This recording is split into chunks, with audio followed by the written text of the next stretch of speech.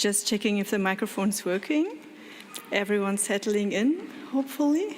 Slowly but surely. We're off to start. Esteemed members of the Deutsche Bundestag, the German Parliament, representatives of the German Federal Foreign Office, fellows, academic mentors, host institution representatives, and of course partners, dear guests, both in this room and online. Thank you for joining us here in Berlin and via our online broadcast for the 2025 Philipp Schwartz Forum. It's a great pleasure to see so many faces that we already know and hopefully many faces that we're still going to meet during the coffee breaks to come. So a great pleasure to see you all here. My name is Judith Wellen. I'm head of strategy and external relations at the Alexander von Humboldt Foundation, and together with my colleague Frank Albrecht, who is seated right here, we will host this event for you. We will be your masters of ceremony for the next 2 days, so to say. Allow me to start us off with some really practical information, so we're getting right down to it. We have tried to make this meeting as accessible as possible. The first 2 sessions this afternoon will be streamed online, as you know, just to briefly point it out again. Please have a look at our event app. For those of you who haven't yet, feel free to use the chance while I'm speaking to find out more about the program and the speakers, especially the speakers of this forum. For reasons of sustainability, we offer digital copies for the forum program only, just to point that out again. I'd also like to address a few points related to the security of our attendees, which, as you know, is very central to us and obviously to this event. Today's program will be filmed and streamed live via YouTube. The Humboldt Foundation also employs a photographer, and I have seen 𝗕𝗲𝗹𝗿𝗀𝗃𝗃, who is right there. Welcome, 𝗕𝗲𝗹𝗃𝗃. Exactly. To document the event, selected representatives of the media have also been invited to parts of the event. Having said that, everyone has been instructed that restrictions apply to photography and to filming. Attendees were able to decline being photographed upon registration. Please note that attendees who are wearing a yellow, mine is green obviously, but a yellow lanyard must not be photographed nor filmed at any time, including breaks and meals. You will also find designated no photo zones in all meeting rooms, including the dinner space. We ask that attendees refrain from photography or videography in these zones also at any time, please. Please also be aware that your voice will be recorded when asking a public questions via microphone. We have microphones available in the room. You can ask staff members if you feel insecure or you'd rather not your voice to be heard. You can ask staff members to ask any question of your behalf, and please feel free to, we are the ones with the green lanyard, please approach us at any time if you'd like us to ask your question for you. Some sessions do not allow for online attendance, also for security reasons, and will not be streamed in order to create a safe space for an open exchange. Finally, or last but certainly not least, as we say, I would really like to thank the team that's behind us. I'm standing here at the stage and have the pleasure to informally open this, the 2 days ahead of us, but the hard work is really down to a fabulous team. And this is Frank Albrecht, who I already mentioned, who will co-host this with me. It's 𝗏𝗏𝗍𝗏. 𝗏𝗏, are you in the room? Yeah, we're seated right there. Sandra 𝗥𝗲𝗄𝗏, where are you, Sandra? Over there. And obviously the entire division of the Philipp Schwartz Initiative and Academic Freedom Department for bringing this event to life together with our excellent conference agency, Congressa. Are you also in the room with us? Yes, there you are. So thank you so much. Also, thank you to you for being here. Thank you for your kind attention. And now, without any further ado, we have the president of the Alexander von Humboldt Foundation with us, who will officially open the forum, Professor Schlögl. The floor is yours.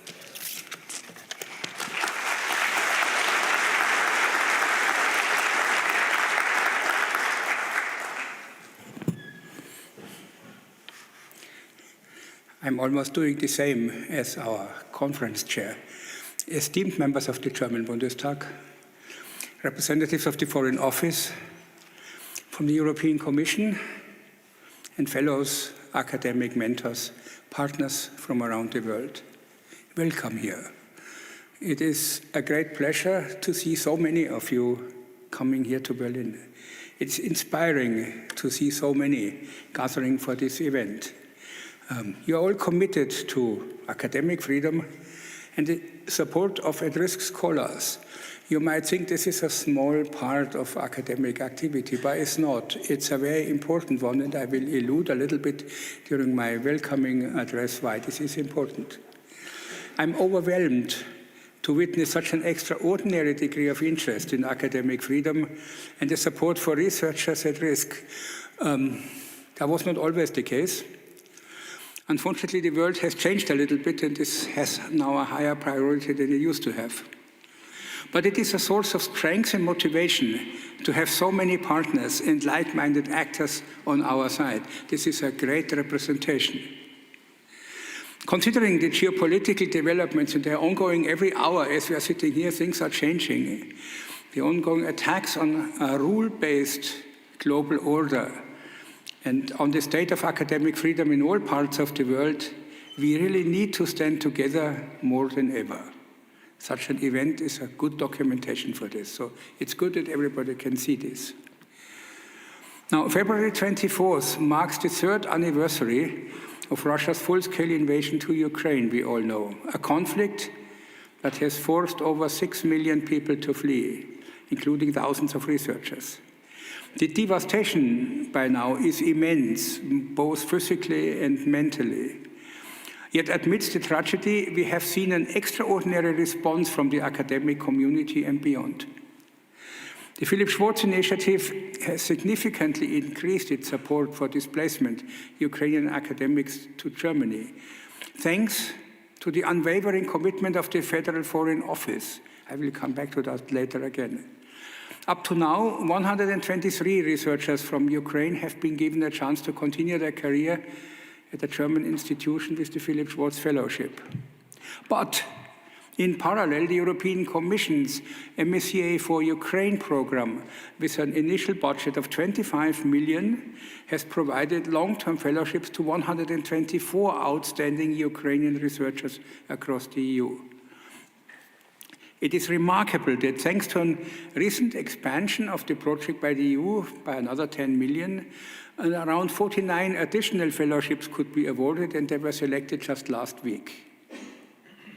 These programs demonstrate a powerful collective response to the crisis, as powerful as scientists can be, highlighting the strong commitment of European institutions to protecting academic freedom, and that is really a very important sign. The efforts of the Humboldt Foundation and its donors extend, of course, beyond Ukraine. The Philipp Schwartz Initiative continues to serve as a crucial lifeline to researchers from countries across the world where scholars face prosecution, war, and repression.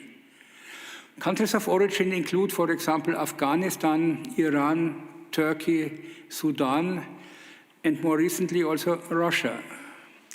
The Russian regime is not only waging its ruthless war of aggression and disinformation, it has also intensified repression and persecution against its own population, so inside Russia, including many scientists who dared to stand up against the regime's politics, policies, and actions. Since its establishment in 2015, the Philipp Schwartz Initiative has hosted around 560 fellows from 27 countries through its main program and through ad hoc measures for Afghanistan, Iran, and Ukraine.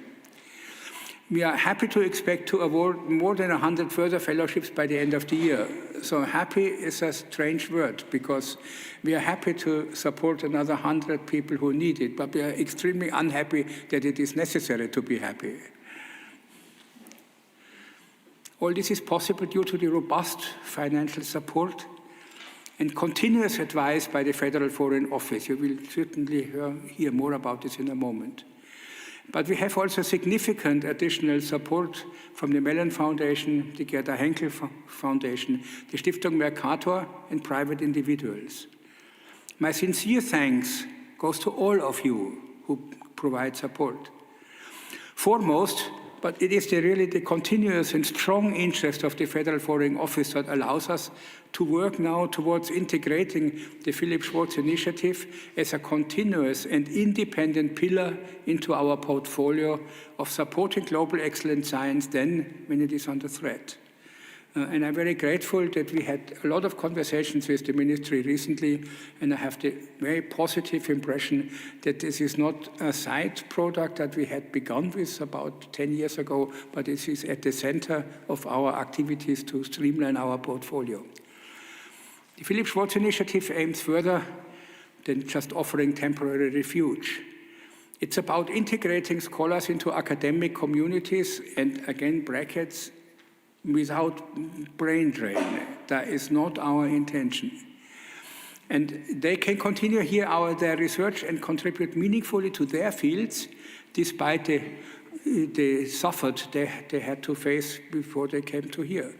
It is indeed a very important service to see that also the production and generation of additional science and strengthened and modified through the experiences of these individuals is a very important contribution to the knowledge of mankind. And we must not forget this, and we must not leave that out. Likewise, it is our intention wherever adequate to bring back the refugees to their home country. In all circumstances, you individuals can and will play a critical role in re-establishing a democratic and economically prospering society. Bringing knowledge, competence, and serving as role models and educators, you are an eminent important factor for stabilizing a free society. But let me also state very clearly that we would never even think of asking you back in your country of origin. Please understand that you feel always safe when you are here. The scientific work of our fellows there or here is a great testament to the power of knowledge in times of crisis. Your research spans crucial global challenges, from food security in Sudan to digital feminist activism in Iran. This afternoon, the poster session will offer deeper insight into the important contributions and reinforcing why defending academic freedom is vital to our collective future. That's not just saying because it's nice to say it at the beginning. I'm deeply convinced that the special knowledge that you are producing under these special circumstances dedicated to your country where you come from is a very important contribution to our base of knowledge.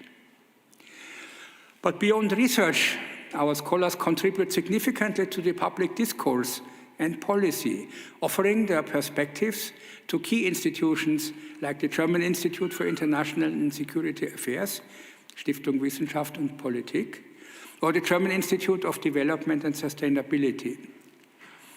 Many fellows have advised policymakers, written influential publications, and played key roles in fostering international collaboration. The Alexander von Humboldt Foundation has recently started putting up a program in order to even deepen this and give you the possibility also to directly interact with decision makers in politics. If you are interested in that and you do not know about it, please contact either me or Mrs. Wellen.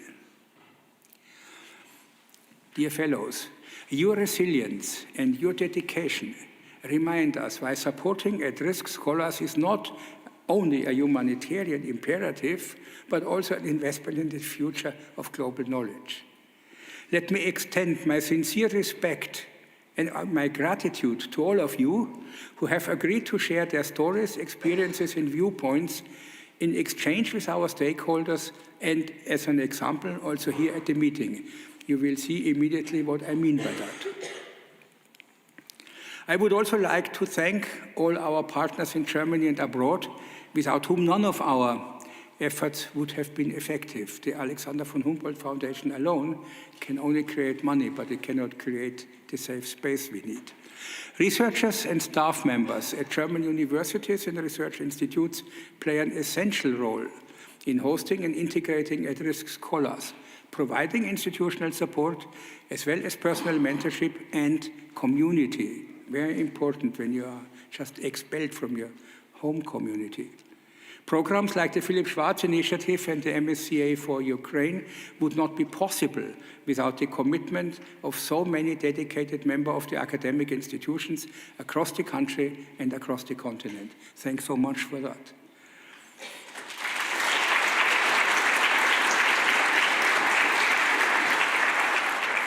Today, I would like to specifically thank the Humboldt University Berlin, who will be our host for tomorrow's training and networking session.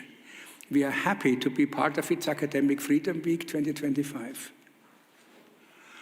Now, looking beyond Germany, our institutional partners, including the Inspire Europe Plus and MSCA4Ukraine consortia, the Scholars at Risk Network, the Scholar Rescue Fund, and many others, have been indispensable in sharing and expanding these support structures. Their expertise, advocacy, and also financial backing ensure that we can continue offering displaced scholars the opportunity they need to rebuild their careers and contribute to global knowledge production. This is a good moment, and please allow me to take a moment of all our time and your time to honor one particular partner who has stood with the Philipp Schwartz Initiative since before ever it began. Dear Stephen Wordsworth, your diplomatic career took you to some of the most complex postings around the globe, such as Soviet, Moscow, Nigeria in the 80s, or to Germany right after reunification. In the 20 years, you returned to Moscow. Interesting experience, I guess. As the deputy head of mission and later became the British ambassador of Serbia. In 2012, you brought your expertise and connections to 𝗂𝗲𝗃, the Council of At-Risk Academics. 𝗂𝗲𝗃 is a long-standing operation. It was founded in London in 1933 in response to the displacement of researchers by the German Nazi regime. Allow me a short statement here. I find this terribly inadequate to compare the situation that we have today in America with these days. This is quite a different thing. In fact, Philipp Schwartz, under whose name we are gathering today here, and his own rescue association had been part of this network back then. Now, 80 years later, you were instrumental in the creation of the first German program for the support of at-risk researchers, the Philipp Schwartz Initiative. You shared invaluable advice with us during its foundation, and you do continue to be one of our closest partners until today. Your career has so many ties to Germany, proven not only by your excellent command of German, probably better than my English, but also by the Officer's Cross of the Order of Merit of the Federal Republic of Germany. That we consider it here as a particular honor to welcome you in this forum one more time, unfortunately, before you leave 𝗂𝗲𝗃 to pursue other responsibilities in the academic world. Let me express, please, our deep gratitude for your exceptional contributions to shaping the Philipp Schwartz Initiative and the Humboldt Foundation's engagement for researchers at risk and the whole operation. We would like to present you with a small, very small, tiny micro-nano token of our appreciation to remember our years of extraordinary collaboration, and I hope they will continue even after this event. Would you please allow me to come forward?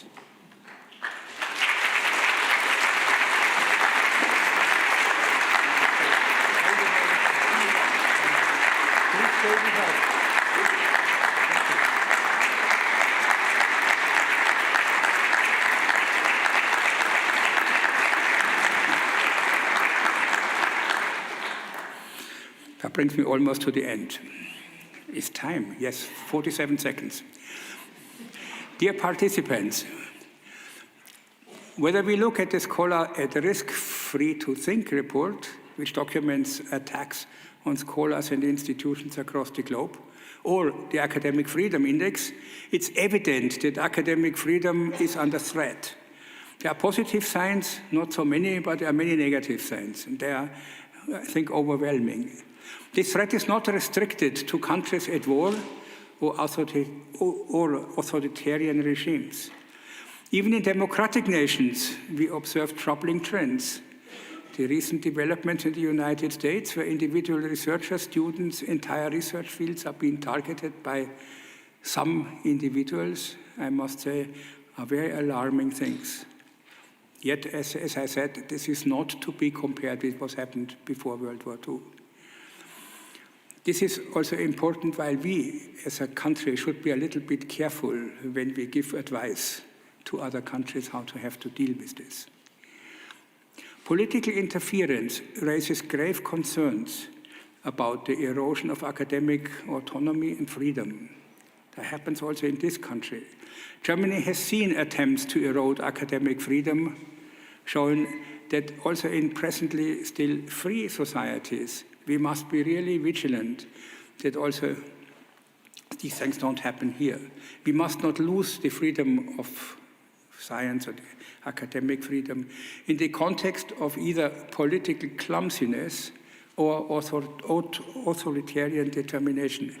Those of you who have witnessed the inauguration of the parliament a couple of days ago were beginning possibly to think what could happen if there's a block of members of parliament. If they become empowered, then we might well be on the other side of where we are now.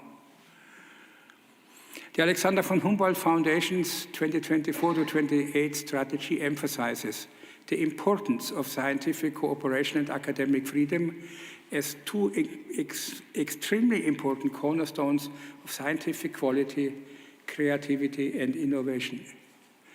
The Foundation defends liberal democratic values and reinforces its commitment to the support of scholars at risk as an integral element of its mission. This is not a side effect, this is part of our foundation. The Humboldt Foundation is committed not only to offer aid in times of crisis, but also, as I said, aims to strengthen its effort and tools for post-crisis recovery. We want to contribute to rebuilding academic infrastructures in post-conflict societies. For that, I give you a quotation from one of our scholars, Dr. Anan al-Sheikh-Haidar, Philipp Schwartz Fellow from Syria. He said so clearly, "Now, after the fall of the Assad regime, I'm incredibly grateful to be able to contribute to rebuilding my home country. Supporting at-risk scholars not just humanitarian aid, it is an investment in the future of science." End of quotation. How true that is. Syria is just one example of where this work is urgently needed. Across the world, displaced scholars are eager to return or cooperate with their countries of origin and participate in reconstructing efforts, bringing knowledge, innovation, and hope to their communities. Hope is a good point. Thus, despite all the challenges, I also remain hopeful. Hope lies in here. You are the hope. One sees so clearly that there is this determination. The people here gathered today, and in the unwavering commitment of our global network, they are together the hope for the future. Let us use this forum not only to exchange ideas, that's always good, but also build solutions, be practical, support one another, and reaffirm ourselves, our collective commitment to academic freedom. In this way, we can contribute at a position where it really matters that knowledge and innovation prevail over oppression and conflict. Thank you so much. I would now like to hand over to Christina Gehlsen, who gives us the real insight in the issue. Thanks so much.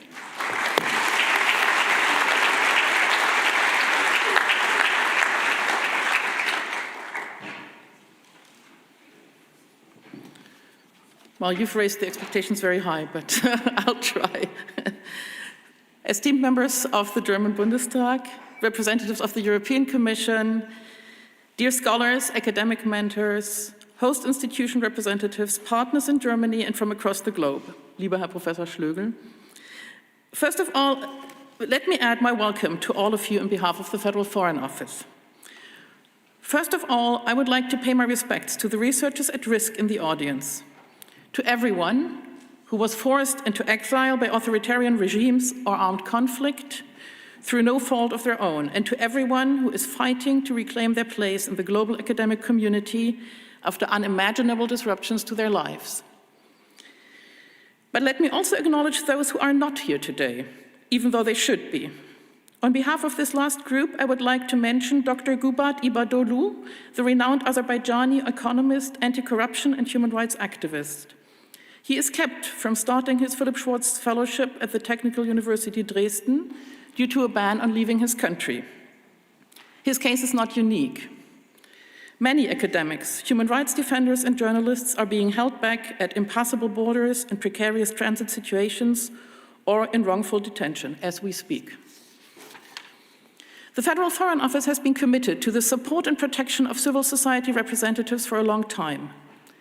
It will soon be 10 years since the commitment resulted in the first dedicated program for at-risk members of civil society, the Philipp Schwartz Initiative, which we launched together with the Alexander von Humboldt Foundation in 2015. It is deeply rewarding to see how its impact has grown. Professor Schlögl has already mentioned the impressive numbers: 550 researchers from 27 countries who work or worked at over 130 institutions of higher education across Germany. And as Professor Schlögl also said, it is encouraging to see how many ties the initiative has formed with national, European, and global partners. We know that the need for support is even greater.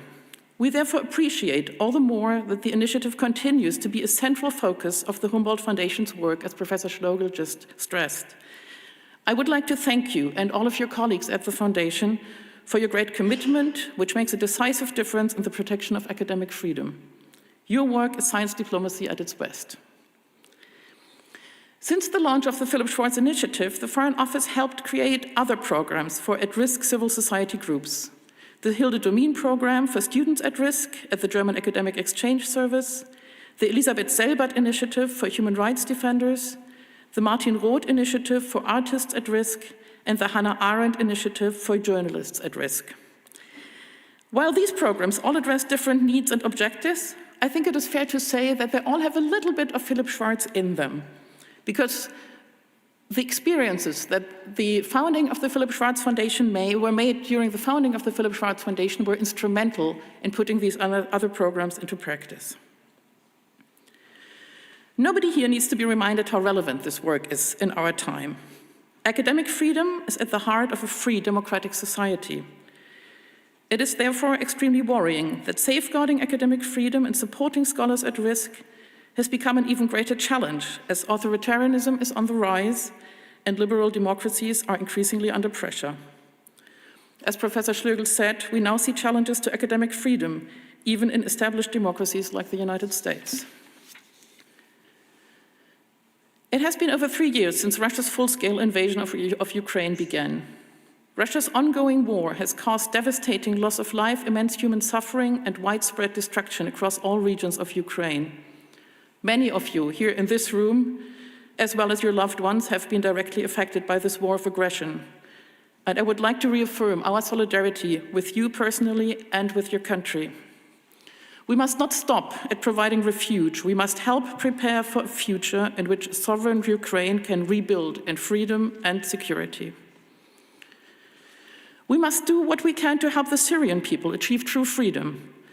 The situation following the fall of the Assad regime is extremely complex and volatile, yet there is a real chance for freedom.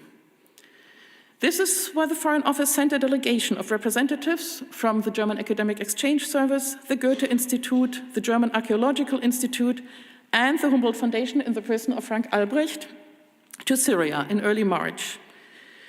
We believe that now is a crucial moment to offer support to civil society in Syria in order to foster unity, reconciliation, and economic progress. While we cannot predict how the situation in Syria will develop, we continue to stand with Syrians as they take this opportunity to build their futures. Philipp Schwartz Fellows can play an important role in informing our thinking. I deeply appreciate that many of you have come forward to do so, here at the forum and behind the scenes. Also, in view of the current situation in Turkey, I would like to express my respect for those students who are peacefully exercising their right to demonstrate in support of democracy and the rule of law. Forums like this are very important to us. It is fantastic to see that you are all participating so actively in the discussions. We want to exchange ideas with you, also to find out whether we are developing and applying the right instruments to protect and advance academic freedom. To this end, the Humboldt Foundations and your input is very important to us. Let me close by reconfirming our commitment to the work that you are all doing. The Foreign Office stands with organizations like the Humboldt Foundation, Collège de France, Scholars at Risk, 𝗂𝗲𝗏, the European University Association, and others who work together to support researchers at risk and protect academic freedom. We appreciate the significant work that the European Commission has been doing by creating Inspire Europe, MSCA4Ukraine, and SAFE. We stand with all the committed researchers and administrators in Germany and across Europe who provide safe havens for displaced researchers. And we stand with you, the fellows. Fellows like 𝗥𝗲𝗽𝗿𝗀𝗏, 𝗪𝗏𝗏, Rana Al-Salim, or 𝗪𝗲𝗹𝗵𝗵𝗀𝗏, who will be speaking to us today. Fellows who will contribute here at the forum, and to fellows like 𝗙𝗲𝗿𝗵𝗵𝗀𝗀𝗏, who cannot be here today. I think I speak for everyone here in expressing my respect for everything that these courageous people are doing, standing up to repression and speaking truth to power at severe personal sacrifice. Thank you.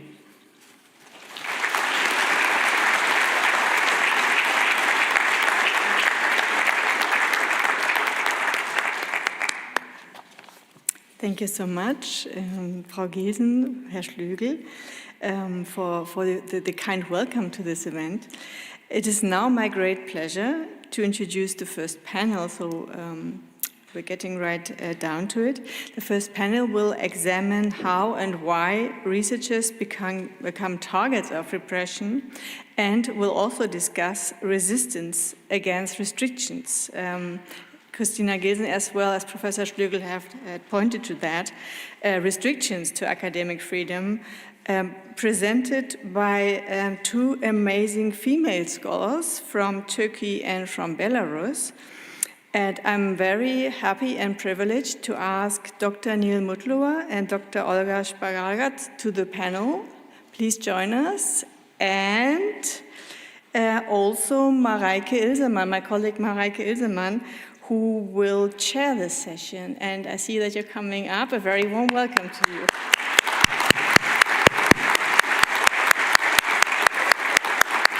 And I'm handing over to you, 𝗪𝗲𝗍𝗪. I hope the mic is working. Can everybody hear me? Yeah, apparently. Okay. So, good afternoon. My name is 𝗪𝗲𝗍𝗍𝗪. On ordinary days, I'm in Bonn at the Department for Press, Communication and Marketing, but this is a very special day, and it's a great honor for me to open this panel. It's not only on restrictions to academic freedom, it's on the female and the feminist perspective on the restrictions. So this is really, well, going deep into the matter, I think. And before I introduce these two women, please a warm welcome, applause for them again.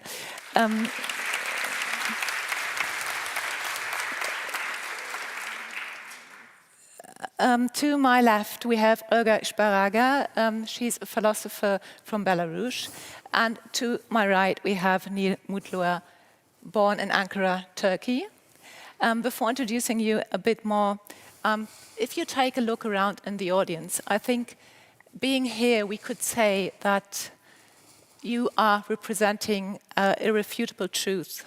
50% of the world's population are women. So, being a woman means to be affected differently by political decisions, by restrictions to civil liberties, by cultural attributions and role expectations, by oppression, by violence, which is often sexual violence, and last but not least, by war. With regard to women, we have to acknowledge another truth. If women are not safe, no one is safe. Some of you might recognize this sentence as a quote from Germany's Foreign Office's Minister Annalena Baerbock, speeches on feminist foreign policy. And I can assure you, I'm not quoting Annalena Baerbock for any political personal affiliation or because of the fact that I am proudly representing an intermediate organization of the German Federal Foreign Office. I'm saying this out of full conviction as a human being, as a woman, and as a mother. If women are not safe, no one is safe. As Germany's Foreign Office Minister pointed out, this sentence was actually said to her by an Ukrainian woman in East Ukraine just before the 24th of February 2022, before Russia's brutal war against the people of Ukraine, against the women of Ukraine. We know what followed. With regard to academic freedom, these protection programs, as we call them, the Philipp Schwartz Initiative, but also PAUSE in France, the Scholars at Risk Network, I think they were just numbered. They do their very best to provide what we call a safe haven, and in particular to create an opportunity to have you all pursue your work. But what we don't know much about actually is the intersection of gender and academic freedom, and in particular restrictions to academic freedom. So it's still valid what Robert Quinn, the founding executive director of the Scholars at Risk Network, said in an interview a few years ago. He said a lot more research is needed to be done on the implications of gender and academic freedom, as well as on the intersectional issues of gender, race, ethnicity, sexual orientation. I think you could add many more things. So, thank you to my wonderful colleagues who jumped into the void, one could say, and decided to have this panel with these two wonderful guests in the next 60 minutes, or even more than the next 60 minutes. They will be dedicated to the brave and courageous women in Belarus, in Turkey, and everywhere else. And together with Olga and Neil, we are going to examine from a female and feminist perspective how people are hit by restrictions to academic freedom and the curtailing of civil liberties and basic rights. And we are also going to learn, and this is really highly interesting and inspiring, how women were resistant against oppression, because they both have, so to say, first-hand experience of being activists, of opposing authoritarian regimes. So the suggestion is, or the procedure of this panel is as follows. We will take a deep dive into Belarus and the protest in 2020, talking to Olga, and then we will talk to Turkey. I think we are all watching Turkey at the moment, so to say, so we have a link actually to the presence. Then we will have a discussion about certain topics, and then you will have the opportunity to ask questions. Okay, so let's move to Belarus, so to say, first with Olga. Let me now have your merited introduction. Olga, as I said, is a philosopher. She studied philosophy at the Ruhr University of Bochum and the State University in Minsk. Between 2001 and 2014, she taught at the European Humanities Universities in Minsk. In 2014, she founded the European College of Liberal Arts in Minsk, where she taught until 21, when it was closed down by Minsk authorities, very difficult word. And her research interests are political and feminist philosophy, modern history of female solidarity and resistance, ethics of care and care theories, very important when it comes to feminism, philosophy of human rights and social inclusion. And at the moment, she is a PSI fellow at the Fernuniversität Hagen. You also held last winter semester the 𝗕𝗲𝗍𝗪 professorship at the University of Vienna. You're also an associate visiting scholar, we have to say, at the Research Center for the History of Transformation at the University of Vienna. But most important, Olga also is an activist. She is member of the Coordination Council, who are still pursuing the transition of power, one could say, from the exile. And you wrote a wonderful and very readable book. I can only recommend that.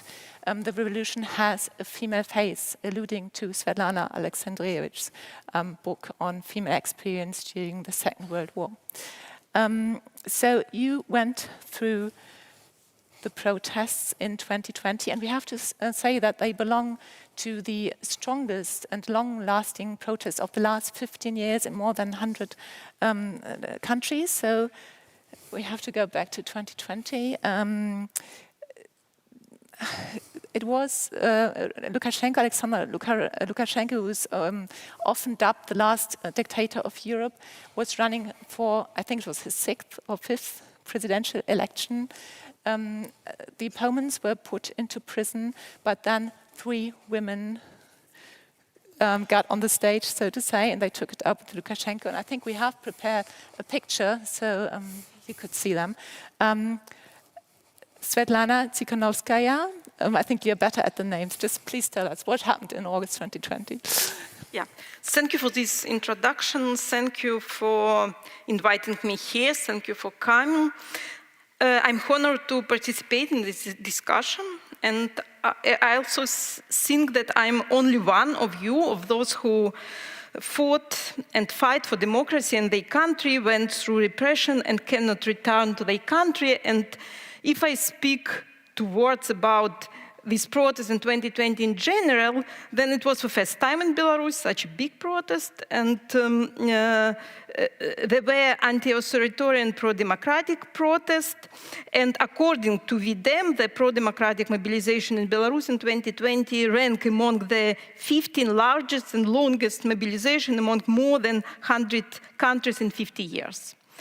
And our idea is to speak about the role of women, and women were very visible because, from my point of view, women proposed a variety of ideas how to solidarize, how to organize different action, and it was about different ideas and master how protest can be organized during this time.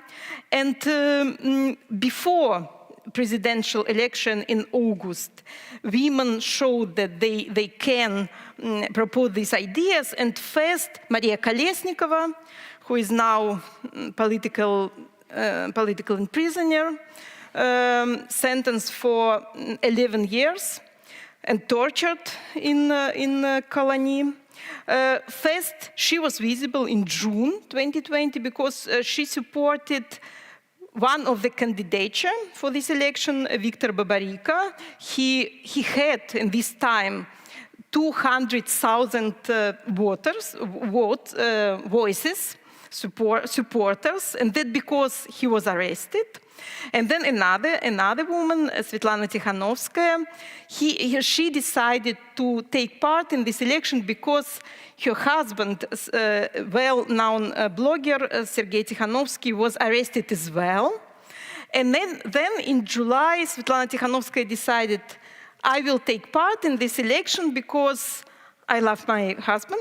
That was the first idea. Then the second idea, I love my countries in Belarus, and I hope that we need and we can now get transformation in our country. But the most important was, and we can see this here, that Maria Kolesnikova, Red, and Veronika Tsepkalo supported Svetlana Tikhanovskaya, and they started this United Women team, and it was such an idea that we have now a collective institution, so to say, pro-democratic for our future, female, and the idea of women in this team was that we need help. We are not politicians. We start now with political agenda and political actions, and we need all of you, of all Belarusians, and we will be, our cooperation with all of you will be horizontal. We will use new technologies, and then it was a big answer in our society, and then during 2 weeks, these women got thousands of people in different cities, and the answer of Lukashenko was, nobody will support women, and I will not. It will be not possible to get changes in Belarus. But the answer of our society was another, and the society supported this trio and Svetlana Tikhanovskaya. You already hinted at that, that first, I think we could say that it wasn't taken seriously. It was declared to be a housewife protest. And I think this link between the private and the politics, which was crucial, on the banners, it's a quote, I'm sorry, there stood, fuck off Lukashenko, take patriarchy with you. So please explain, why would you say, or why is the power, the way Lukashenko exerts power so patriarchal, also speaking, you know, the symbols and so on? One of the slogans of Lukashenko in this time was, I will not give up my most beloved, 𝗬𝗏𝗧𝗎 не отдают, and it was about country, about Belarus, and people understood this idea that there is about abusive speech, and in Belarus we still have an authoritarian regime, very hierarchical organization of different institutions on social structure and practices, and patriarchal dimension support this hierarchical organization, and that because Lukashenko was one who was on the top, like the so-called president, and on the other hand, like a father of the nation. And I think that in 2020 people understood they don't want to have this so-called president and father of the nation, and they saw this another perspective in this trio of women and of this collaboration of thousands or millions of people. And the idea was that this horizontal cooperation of people and this openness to cooperation is something another like this very hierarchical organized society and state in Belarus. The kind of counter-position, horizontal versus hierarchical.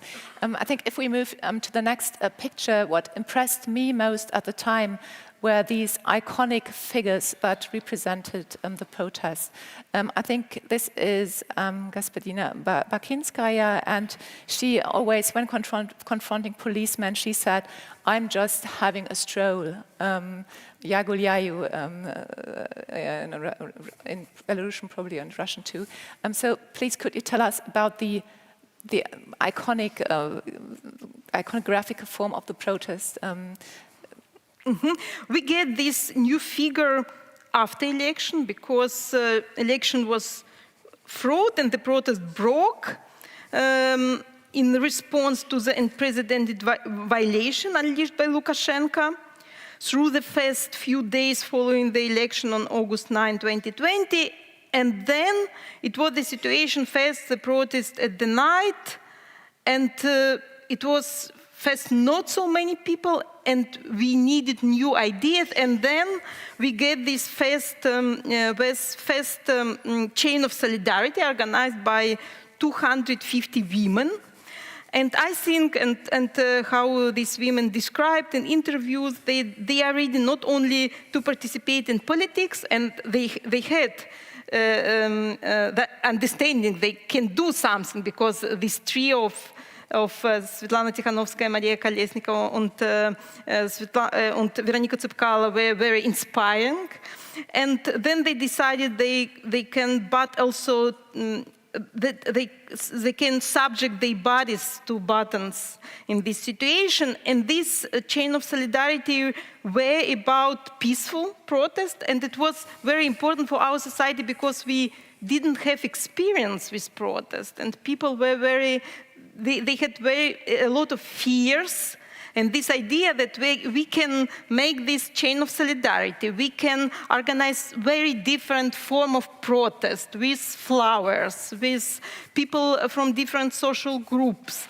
It was a very important impulse and motivation to people. They understood that they also can take part in these different forms. So the masses of solidarity were also a kind of protection. We have another picture to maybe to illustrate.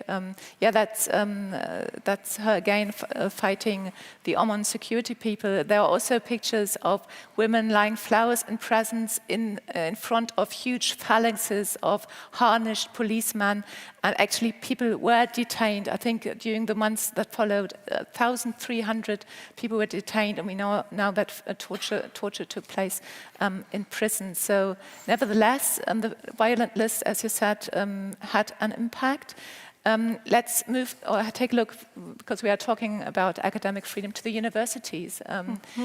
You were teaching at the time yourself at university. How would you describe the forms of oppression that took place there? I was in informal educational area because I was fired from the State University 2001. Okay. And I worked at this European university, first in Minsk, then in Vilnius, and then we established this informal educational institution, 𝗥𝗲𝗽𝗏. And if we speak about students, I saw that students, that there are these hierarchies at university, and that students didn't understand that they have right, that they can fight for their rights, and university teachers as well. And then, if we look at this protest, the protest of university teachers and students started on September 1st, together with the beginning of the academic year. And it was like in such social group, something new for students, and they started, first of all in Minsk, they started to imagine and to organize new things. And it was, students were, they took to the streets as column of large marches. They organized independent actions. They held meetings at university and discussed their rights and what they can do. And they asked that rector of university and professor discuss together what is going on in Belarus. And then they began to unite into trade unions. It was very important that students at this time and university teachers starting these trade unions and other organizations, and we still have now in diaspora this processing that our students and university teachers are together and try to develop practices of resisting outside of Belarus and in connecting with Belarus, with people in Belarus. Yeah, I think we talk about the resistance going on now in the next question. I think let's have another two questions maybe, because one important aspect is that during the protests, all kind of women from all kind of backgrounds united, so to say, because sisterhood has been a buzzword in women liberation movements forever, but there has also been a lot of dispute. So was it the uniting effect of having the bigger opponent, so to say? If you speak about sisterhood, there is another more tactic of protest. And it was my own experience with another imprisoned woman, because I was imprisoned as well. And there is about sharing of all the possible things, because we teach each other, we discuss all these things, we supported each other. And then it was about new form of caring solidarity, and it was new form for the whole society, not only for imprisoned women, but it was idea that we need now attentiveness, empathy, we need to see each other, to be sensible to each other, and then we can support each other more. And I think that this caring perspective helps people to understand that they are vulnerable in this situation, but they can, through this vulnerability, to support each other. And I think this new form, and it was very important that women describe this experience. After imprisoning, they gave interviews about this, and it was something special, referring to women, because they didn't have fear to speak about this, about all these very difficult and traumatic things. And it was new understanding of society, that we can go through these traumatic things and we can find in connection with each other through these very traumatic things. So a kind of solidarity that was created by the realization that we are all vulnerable, so to say, or that the vulnerability of women.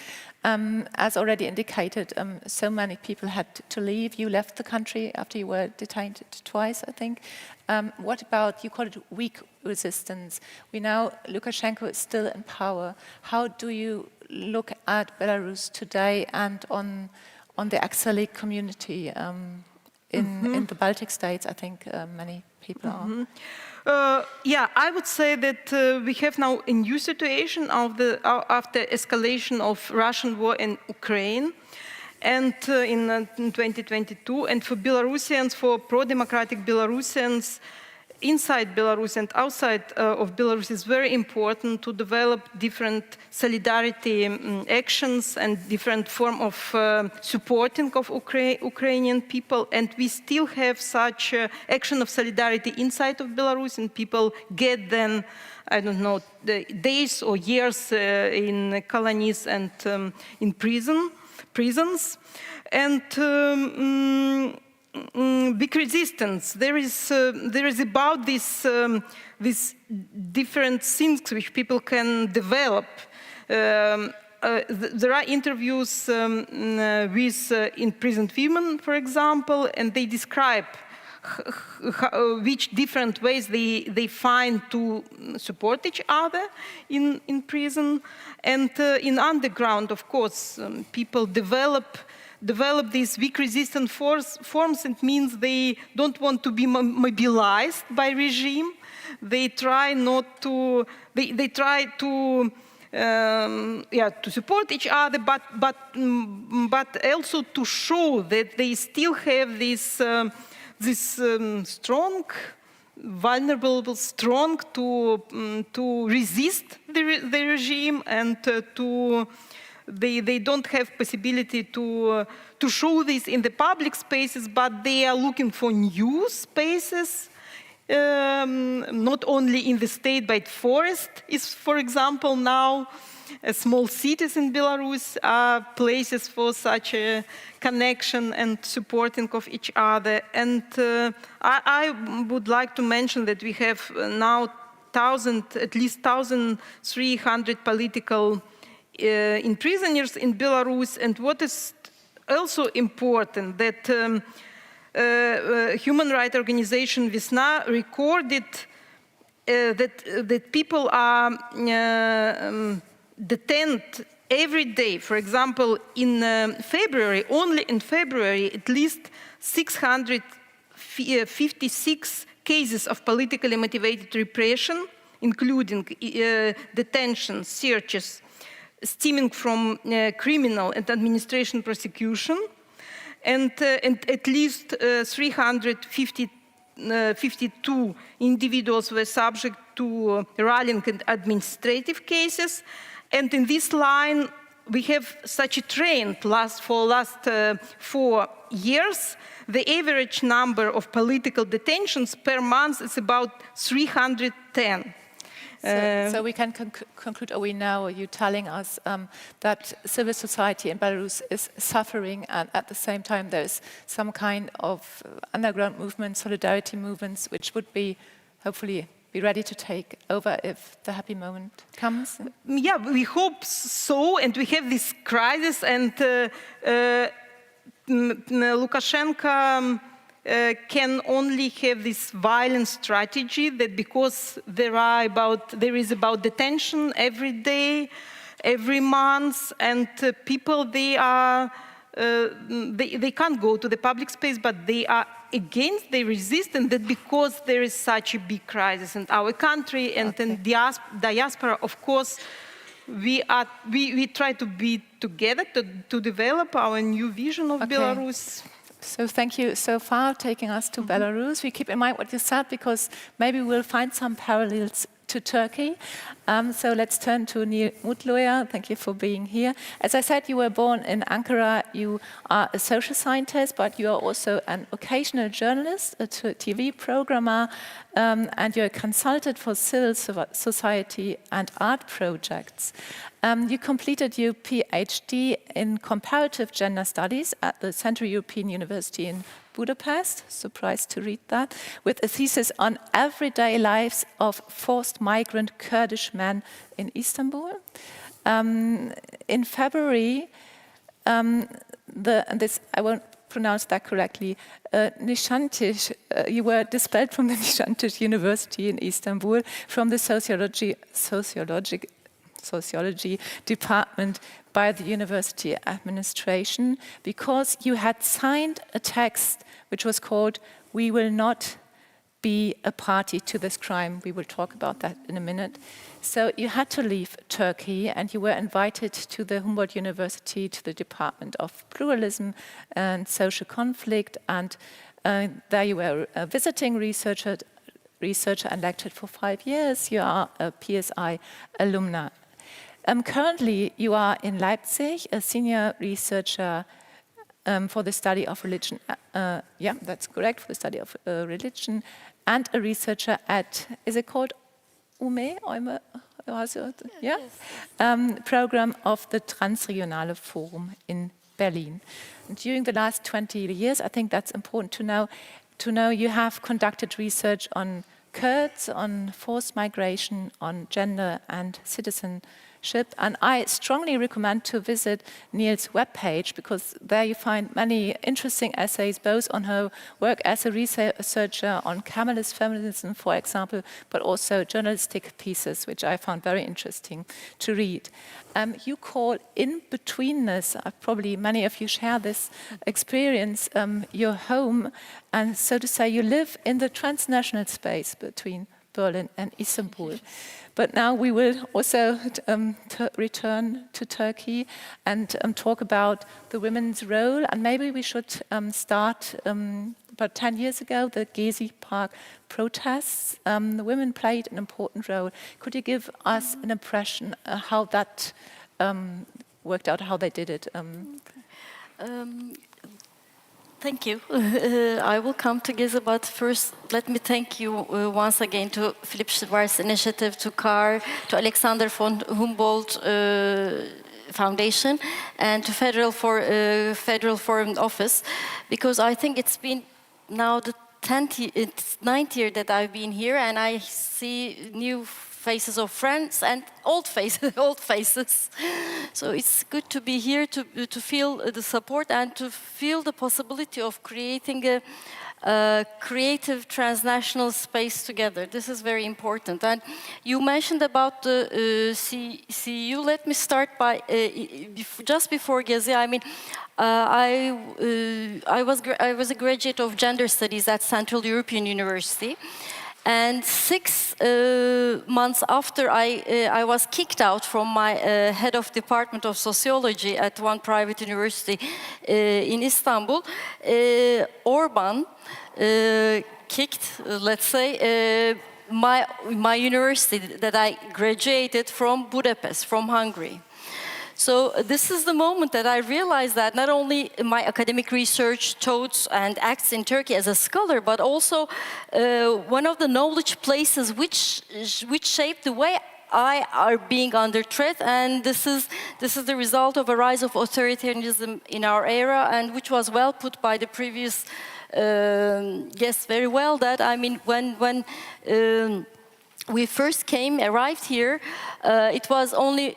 We named the authoritarian governments, but now it becomes like, I mean, we are going to name the democratic ones or the resistances, unfortunately.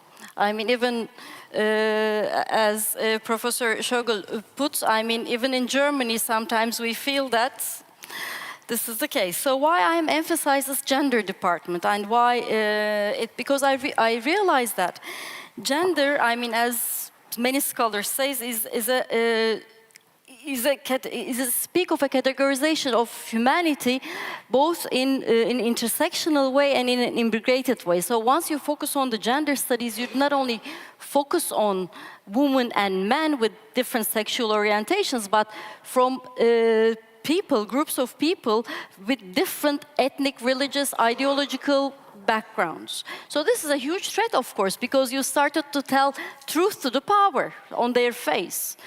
So that's how women and LGBTI movement started to shake the existence or the toxic masculinity of the authoritarian governments, and they become the target of them. And when we come to Gezi and Turkey, I think we have also a picture which maybe shows. Gives us an impression. I think it's Gezi, also iconic. It's just and one moment from Gezi. It went around the world. It's a tear gas against, or pepper, whatever it is, against a woman in a red dress. Yeah, a woman in red dress became one of our friends, of course. I'd like to underline the fact that, I mean, just before Gezi, it's important to note that, I mean, the feminist movement in Turkey dates back to late Ottoman era. So many people think that it was the Atatürk who gave the right to the movement, but no, it was the women's movement who wanted to demand their rights. And especially many coups d'etats, after many coups d'etats, including the 1980 coup, gender studies departments, I mean, women and feminist movement and feminist scholars managed to open gender studies departments in Turkish in University of Ankara and University of Istanbul, which I think is an important point to underline, because with this, it enables to connect academia with the grassroots, activists with the grassroots. So this means that this becomes, this says that, I mean, feminist knowledge, queer knowledge has become effective in the production, in academic production as well, and to the everyday life. For instance, I mean, Turkish, I mean, women in the women movement, LGBTI movement in Turkey managed to amend rights and many other things. So, I mean, it's not we are talking about Gezi, but this is the ways, or let's say the stepstones that goes to the Gezi resistance and how women have become affected. And academia's involvement in women's movements or their relationship is important in this respect as well, because women's movement is the first movement in Turkey that I think I can say. I have many other colleagues, they can object or we can discuss further, of course, but bring somehow plurality within Turkey. Like from Kurdish issue, Armenians, headscarfed women, LGBT. So that's why the plurality started. And when Gezi comes, I see now, I mean, when I look back today, I call Gezi as the first moment of awakening against Erdogan's rising authoritarianism, because Erdogan pushed too far on people's personal space. And then, because of just protecting some, trees in the park, because this is how Gezi started, with the police's unprecedented violence, people went there, and it grew up, and it becomes a huge point and huge turning point in Turkey's democratic resistance. And there, one important, significant aspect of Gezi was the participation of feminist and LGBTI activists there, because they organized workshops against sexist, racist, and discriminatory rhetoric and raising awareness among participants. And Gezi was also followed by many soccer players and soccer player bands. And then there were moments which I remember that they were talking about what wasn't the sexist slang, what should we say, what was. So this started the awareness within the society as well, and I'm talking about thousands, hundreds of people, millions of people.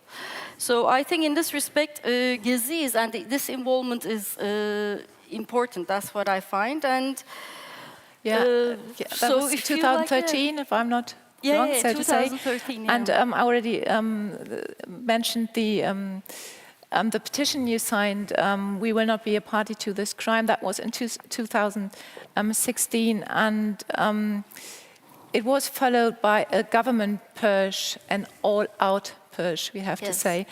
More than 6,000 academics left the country.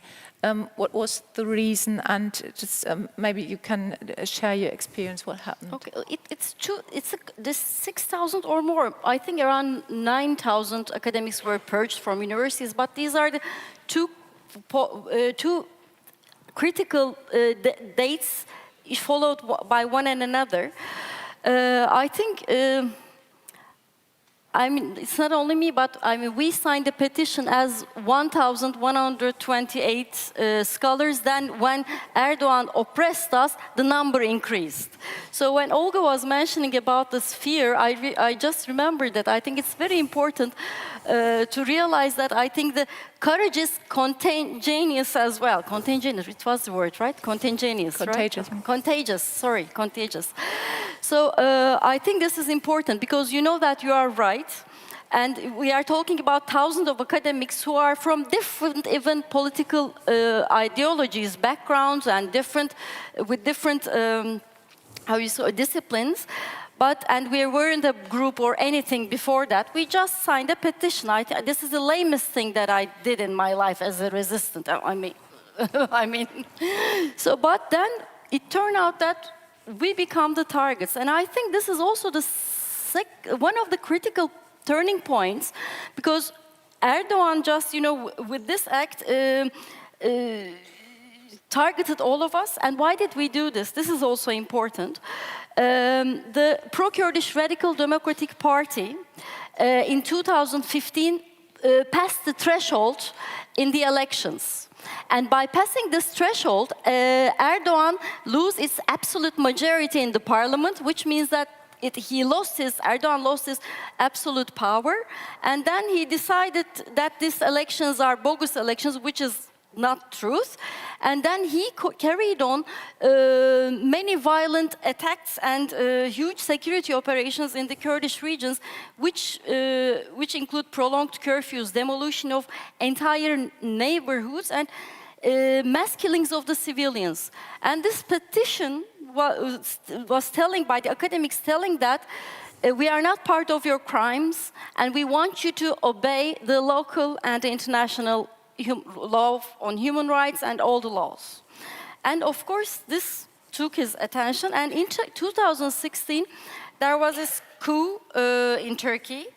And after that, another purge happened to universities, and this include academics of peace and other universities as well. A state of emergency followed the attempted coup, and Erdogan held the referendum. But I think this is a good example that we have a next picture to prove or to show again that you have this huge coalition of all kind of female backgrounds. Maybe you see it here also, because there were the banners in 3 languages: Kurdish and Armenian and Turkish, I guess, maybe even Arabic, but it can be any language. Too. So here again, there is the proof, so to say, that for a higher goal, women are bringing together all their forces. Yes, I mean, yeah, but also I have to remind you that, I mean, since 2000s or late 90s, I'm looking at some of my feminist friends, feminist movement carry on doing regular marches as well on the streets. So, but they just sometimes started or organize new actions. But this is one of the biggest ones, especially during the referendum, during the state of emergency after the coup, because there was huge oppressions on the streets, and everybody is taken under custody and arrested, and it was only the women and LGBTI groups who turned the color of the referendum to purple. I mean, they were the only ones who raised their voice against Erdogan. Maybe we have to explain that the referendum was held on an amendment of Turkish constitution, which changed it, one can say, from a parliamentary democracy to a presidential system. With no checks and balances, and with no independence of rule of law. So this is absolute dictatorship, authoritarian, not even authoritarianism. If we follow the line, so to say, how would you describe the AKP's or Erdogan's policy towards women in the last decade? I can. It's really. I want to try it. Keep brief. He tries to change all the social dynamic by positioning the idea of woman or the woman identity around the new national values, which is the mixture of religious nationalism. So even though he tries to do this, feminist movement resists a lot. And in addition to this, because in my last research, in the last couple of years, I managed to go to Turkey only for research. But research shows me that people, even the AKP voters, are not satisfied with these discourses, and they don't see future. So I think this explains the current uprising, which I see as another point in the Turkish resistance in democratization. There are many other points as well, but I mean, we have limited time. So I mean, Erdogan tried to take away, for instance, unlawfully he withdrew from the Istanbul Convention, but they still keep another, let's say, law. Which is violence against the woman, Istanbul Convention. But feminists resisted. He tried to change the laws in the favor of men who married with underage girls, but with feminist movement's resistance in the parliament, they couldn't do this. So on the one hand, he tries, but the resistance is, so it's always politics going on there and the lobbying. So it's not, nobody gives up. So, and during the last days, we have seen these mass protests. I think they're already bigger than Gezi. I don't know. It's much bigger, way bigger. Much bigger in Istanbul. Yeah. So would you say that this might be the decisive changing point? Hopefully, but there is one more thing which is related to academia as well, and I think this really bothered young students. March 18th, Erdogan, first of all, why İmamoğlu is important as a mayor, Why? Because he saw Erdogan saw İmamoğlu as a big threat to its policy, because, I mean, İmamoğlu managed to win Istanbul elections. In the first election, Erdogan, of course, didn't accept it and repeated the elections, but he won twice, even though he repeated the elections. And in 2023 presidential elections, Erdogan won with very small margin, and after that, the main opposition party changed its leader to a younger leader with the support of Mayor İmamoğlu. And it's very obvious that the polls shows that, I mean, 75 of the, for instance, people and more voted for İmamoğlu as a mayor in Istanbul. And İmamoğlu also said that now I'm going to be put my presidential candidacy against Erdogan. And this is the end point for him. So he opened bogus charges with unknown witnesses and arrested him. But before this, Erdogan did one thing. In order to be a president, you have to have a university diploma.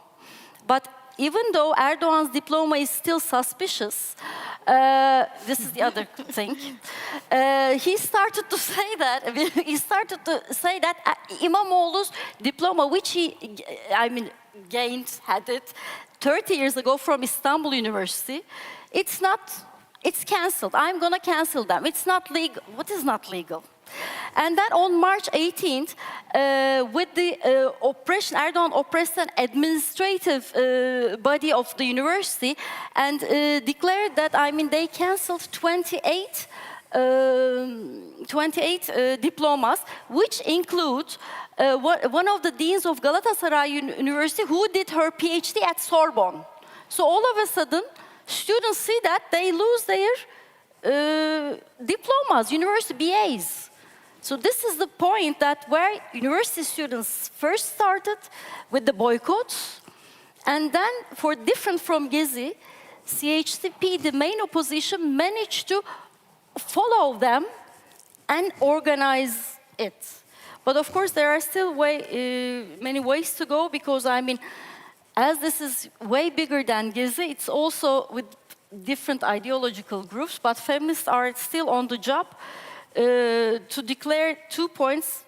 to try to change some of the slogans, which are quite nationalist, anti-Kurdish, and sexist. So they are going, I mean, they are starting to do take some action.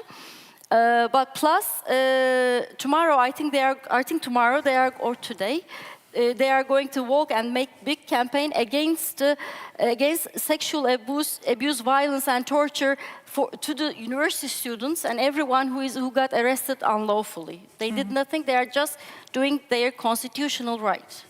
Okay. Thank you so far for giving us an impression of what happened in Turkey.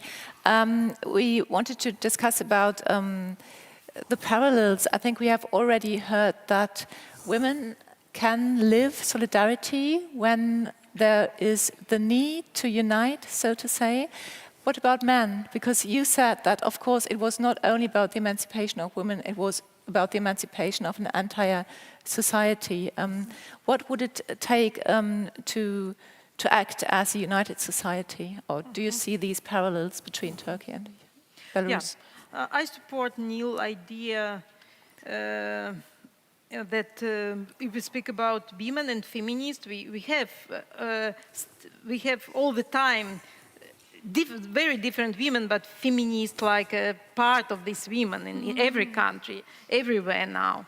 And if we have these women and feminists, then we have diversity. Then we have idea that very different people can take part in this protest and this resistance. It was my experience in Belarus as well. LGBTQ people, elderly people, people with disability, they took part in resistance because they saw that women can do this, and in this different, very different and very empathic, connecting with empathy in this way.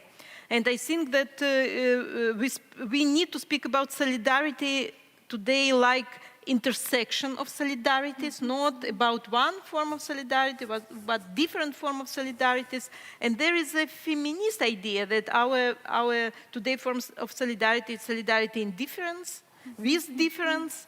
And I have also the one quote from 𝗙𝗲𝗶𝗵𝗏, who described Arab Spring Revolution, everyday revolution, and there is like about Belarusian protest, and I quote, "The key to the best of the collective agency is the spirit of the moment, a sudden extraordinary constellation of voices, networks, and energies that activates overlapping interests and positionalities and renders disparate subaltern groups to share a feeling of collective pain and prospect."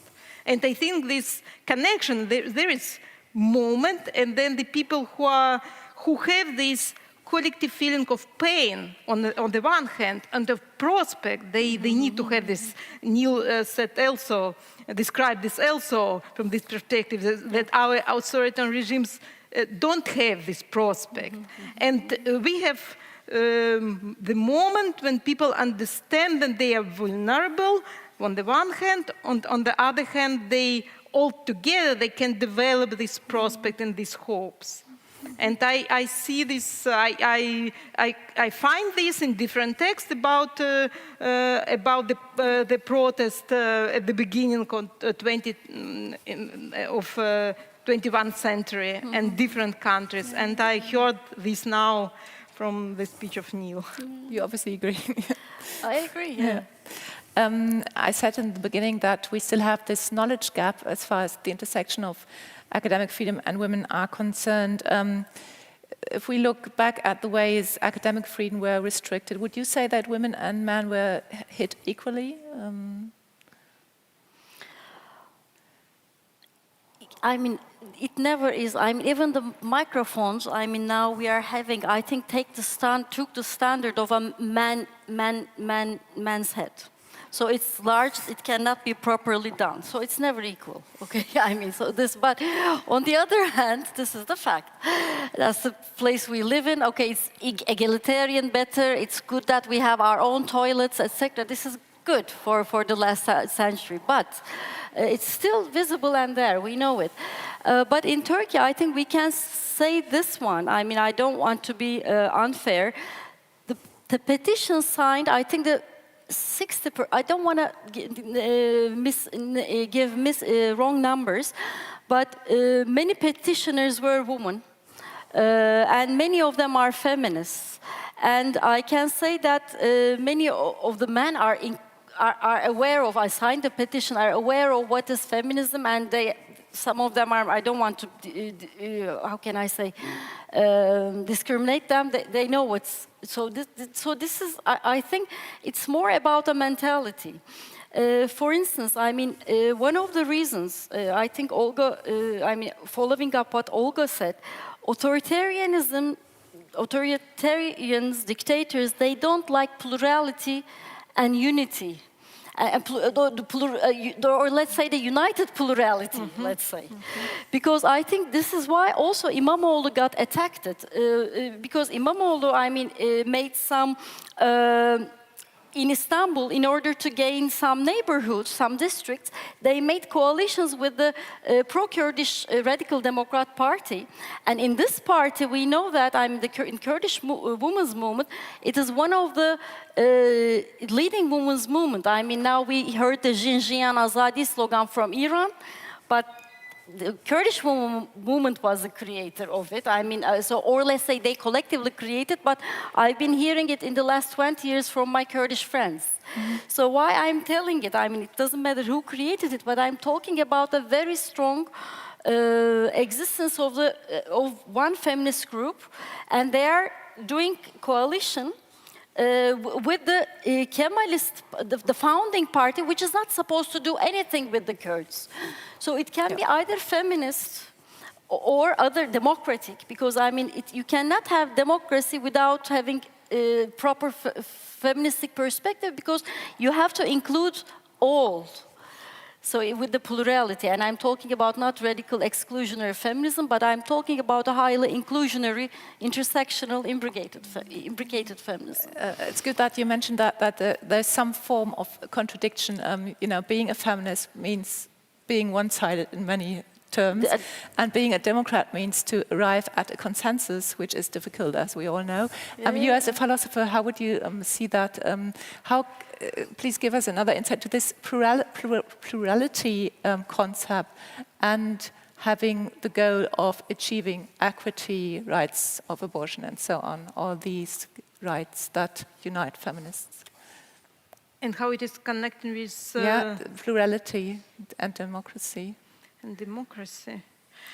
Yeah, I think if we think about this protest in Belarus, it was about emancipation of every group, because before 2020, our students were either passive and university teachers. And this moment of protest, people understood that they can do something and they can cooperate, and then can cooperate horizontally, but they are still students or university professors. They are different because they are in the groups, but they think then what can they do like this group, this special group, what is this these ideas contributing from this special experience of this group. And I think that when people have experience of violence, and if we speak about feminists, they described from different perspectives what violence is. Then feminists can, in Belarus, it was in Belarus, so they propose the language to describe what is going on, that people have different forms of violence, and they can do something against this violence also from these different perspectives. And I think there is about, if we speak about feminist violence in different spheres, in different institutions, in different relations, and then we can fight against this. And we need to do this not like heroes, but like vulnerable people who need to unite. So we come back to the vulnerability. Yes. Okay. Thank you so far. Before coming to having your questions, please prepare some. I know there's one important last point we have to talk about. We talked about how the restrictions to academic freedom, how women are hit or affected. in the country like Turkey or Belarus. But what changes as soon as scholars are exiled? Is there still the feminist perspective, or is there a new category that opens up from problems? I think you have a very clear standpoint here. I mean, here in exile? Yeah, and the idea of, talking about how you are perceived coming to an established science and research system. I mean, Turkey, the universities in Turkey is also, how can I say, I hope I understand the I meant we were talking about how gender and restrictions to academic freedom intersect, and does this change when you become an exiled researcher? I don't know whether I prefer many of us to call, okay, we are exiled, we suffered a lot, but some of us, and many of us are international scholars as well. So it's not the first time that we've been outside, but I mean, being outside of a country that you have to be is another position, of course, I understand it. But in this respect, I think we should, first of all, really thankful to Philipp Schwartz and all the support that we have. This is very important for many of us, especially the friends who came from war zones. But on the other hand, I mean, I'm critical to some point that I think, and many of you know, German academia has its own structures, which I think is quite different than the used to be democratic other state structures. Now, I mean, you know that I mean the departments are under the name of the professor, and then they have their means. It's kind of a feudal system, I'm sorry to tell. And there is highly white networking going on in it.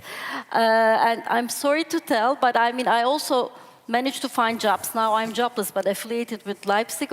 A German professor invited me to do the research, to finish the research, which can't be done, another thing. But so in this respect, I have to openly say that this is good to be here, because Germany is a democratic society, that's for sure. But when you started to dig deep, there are many feminist issues there. Not only in academia, for instance, I mean, one of the articles that we did with the Professor 𝗤𝗏𝗀 was about comparing the laws in Germany, Turkey, and Israel, and guess who had the best laws? Turkey, violence against the woman and other things. So that's why there are many other things that should be done in this country, and we try to some of us try to push very hard to explain it, but somehow we come to the barrier that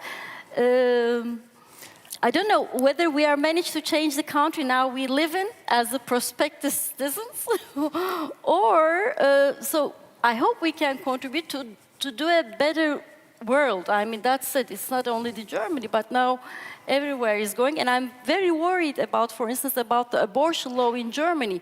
If AfD gets some power in some of the cities, I'm not sure whether these abortion committees allow these abortions or not. So such things are very sensitive.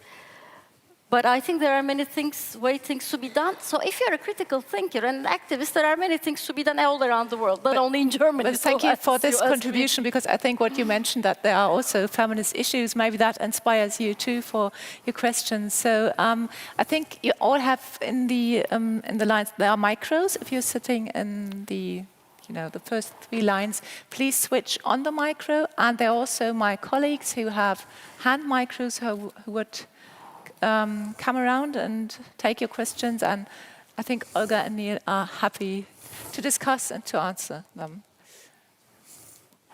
Yeah, we have one here in the middle, 2. Do you have a micro?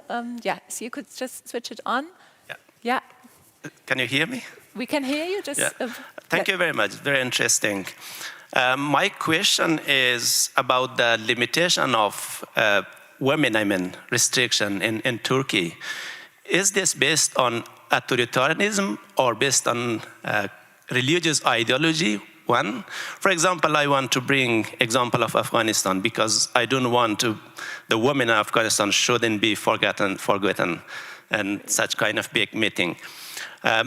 For example, in Afghanistan, Taliban is not allowing female to schools from secondary, university as well. And they bring Islam as reason, but we know that's a misinterpretation of Islam. Just I wanted to get your idea. What's the main reason which they are bringing limitation to or restriction for the academic freedom in Turkey? Thank you. First of all, thank you very much for raising up this issue. I mean, there are many countries, which women are violently violated. I mean, you mentioned this immediately. I remembered the 𝗙𝗵𝗵𝗂𝗧 in Syria. I mean, every day they're abducted, the Iranian friends and all this. So you are right, religion can be presented as a reason. But in the case of Turkey, it is more, how can I say, the conservative political opposition of the secularists and religious in let's say, in discourse at the main level. This started with it because, on contrary, I mean, Erdogan came to power by telling that headscarfed women, which he was right. Headscarfed women were not allowed to enter to universities or the schools. He was right that this secularists harm our religion, prevent our women to get their education, and so on. So he started with this vulnerabilization discourse, but at the end he was the one who gave this woman opened not only the universities but the places to work. Lastly, only after 10 years. So he only used this, this rhetoric, and plus this. I can say that he imposed some religious or so-called religious, many of them, as you say, have nothing to do with religion, or under the name of religion. He tried to impose many of these. For instance, there are many under illegal Quranic courses, which is supported by Erdogan and many 𝗪𝗻𝗻s, unlawful, I mean, not transparent one, let's say. And this changed the dynamic of the society, but my final research shows that instead of having a more religious society, we have more of a society which loses its values of the basic values of respect. And so because it's not a religious imposition, it's more like a neoliberal conservative imposition to the society. And with this economic situation, everybody tried to find their own way. So if it's a religious discourse, they take it, but this doesn't mean that they become more religious. So this is how it is. Of course, he uses religion, but now, I mean, especially the current uprising showed us many religious people also don't take it. Or he tried to, for instance, it's another question, ban abortion. It was some of the religious imams who say that, no, even in Quran, we have abortion to a certain period of time, so you cannot ban it. So it's not that easy to work it like that, but I think he did a worse thing by making, which neoliberalism did to all of the societies. Everyone become selfishly individualistic and do whatever it can take for their individualistic interests. And he managed this, I'm sure, but there are also other people, as we see, who resisted on contrary to this. So I'm not sure whether it's the religion or this neoliberal, conservative, awful thing that tries to press us all by bringing this selfishness or this through the means of all these, as 𝗪𝗲𝗶𝗵𝗵, I can't say his name properly, technofascism, 𝗪𝗲𝗵𝗵𝗪, technofascism. So I hope it's the answer. You could switch the micro off, just make sure. Okay. And there's another question just in front of you. Yes, please. Thank you very much. 𝗪𝗲𝗪𝗀𝗀, Humboldt-Universität. And my question is actually to both of you, and that is, hearing you, seeing the photos, it's very clear that you both, or many of us who come from authoritarian systems, come from traditions. Both of you come from traditions where academia and civil society are hand in hand. And they are both targeted when the authoritarian system wants to undermine freedom. So academic freedom and civil liberties are undermined simultaneously, and one does not exclude the other. And now you are both hosted in the scheme that the German federal government and the Alexander von Humboldt-Stiftung or other just like mechanisms have successfully implemented, and we have all benefited from. But you are hosted in a society where the civil society and the academia are not necessarily is not even desired, perhaps, that the academic system and the civil society work closely with each other. And then, of course, when we bring in the aspect of gender into it and discrimination based on gender, it would be very interesting to see how you have perceived it, or whether you have a comment with this regard. Thank you. Who wants to answer first, Olga? The question about connection between academia and NGOs and my experience, discrimination experience? No. I meant generally the working of civil society, just like individual civic liberties, not necessarily non-governmental organizations or so. Because like when you were talking, or the photos that were shown, it was not necessarily, or were they all women who were researchers and university professors? I don't think so. No, of course, of course. Yeah, this connection between, you have right that this connection between academia and different activities within the society was very important for me, and our liberal arts college was about this connection, to organize, to help meet each other, professors and people from NGOs.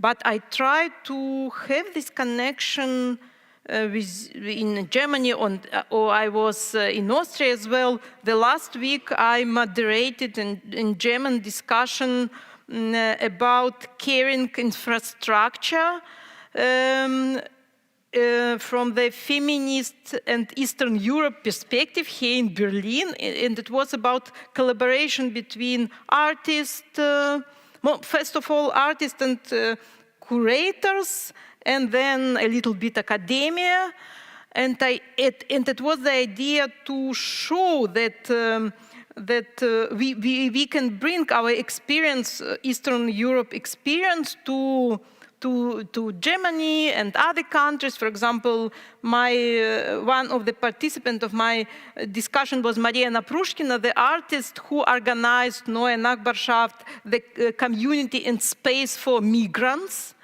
And we discussed what does it mean in practical terms on the one hand, and on the other hand from this perspective of caring infrastructure. And infrastructure, what is it?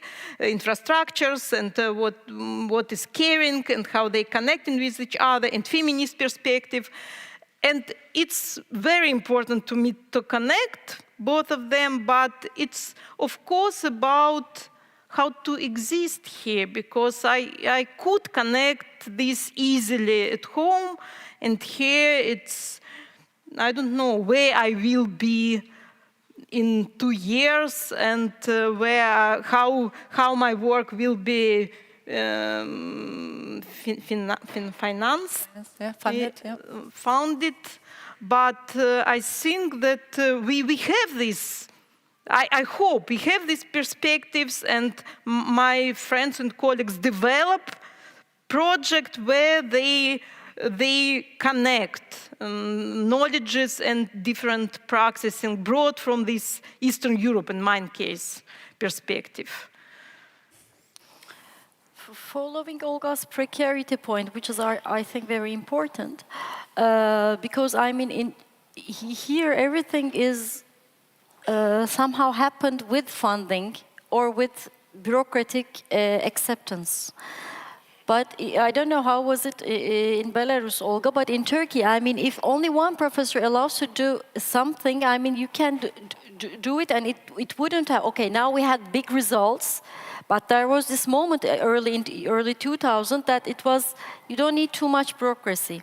But when I came here, I realized with all the discussions with different professors, with under the Philipp Schwartz umbrella or in other relations, I realized that the history somehow sets the values of the traditions of that society, and I feel that as Professor Schlögl mentioned in his speech, that somehow the past between the world wars and the Holocaust creates the guilt that somehow politics itself tried to be kept outside of the academia. I think this is very important till the point it influences the research that you did.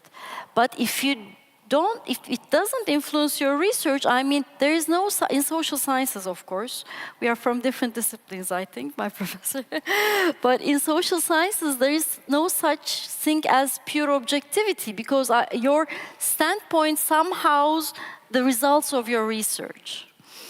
So whatever you do, especially in this authoritarian thing, can be political, and you can be out of the category. I think this is how Germans, I think that this abortion thing is also related with this, because it's about, there is no such thing against life, and it is also the background of these Holocausts, because there's a huge fear to fall into the same trap again. That's what there's a fear. I think there are many reasons. We probably can't dive that deeply. Okay, this is my observation sure, about it's your observation, of course.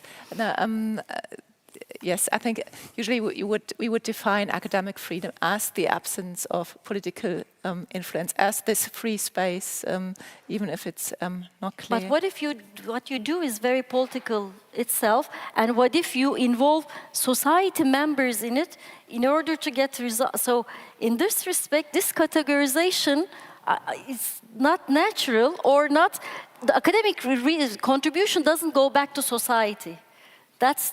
That's how I feel. Yeah, I think science is opening up at the moment. I think it's indispensable to communicate to civil society, because it is interconnected, the contribution science and research makes to society. Okay, any more questions? Yeah, we have up there, yeah, in beige, the lady in beige. Okay. Thank you. My name is 𝗙𝗵𝗻𝗀. I'm a scientist from Russia, and I'm human rights defender too. So my question's about political resistance, which is different from Russia, for example, and for Belarus. My question is, what is the peculiarity of the process of political resistance in Belarus? What is distinguished from the other countries? For example, in Russia, we have 20% of women among the political imprisoned is a big percentage. And maybe it was some of my questions. What do you think about this? What is maybe different background or something like this? What is the difference between Belarus, for example, and other countries? Thank you.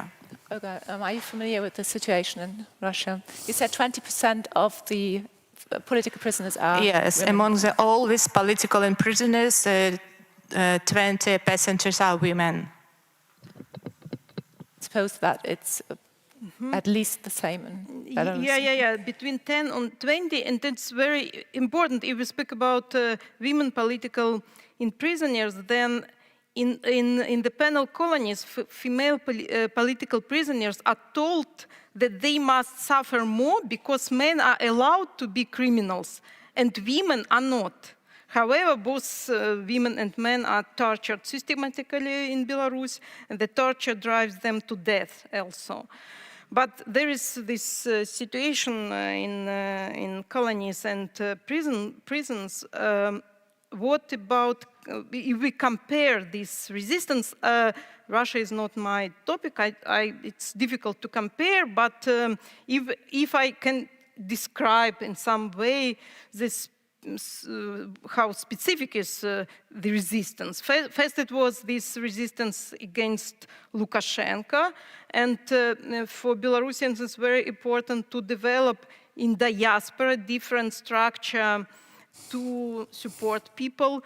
And for example, Belarusians support in financial way Belarusians in country, but they developing different forms of educational support, and the idea is, and there are different small feminist group. We have now the last 3 years, every year we have a meeting in different cities to understand what different feminist group make in different countries.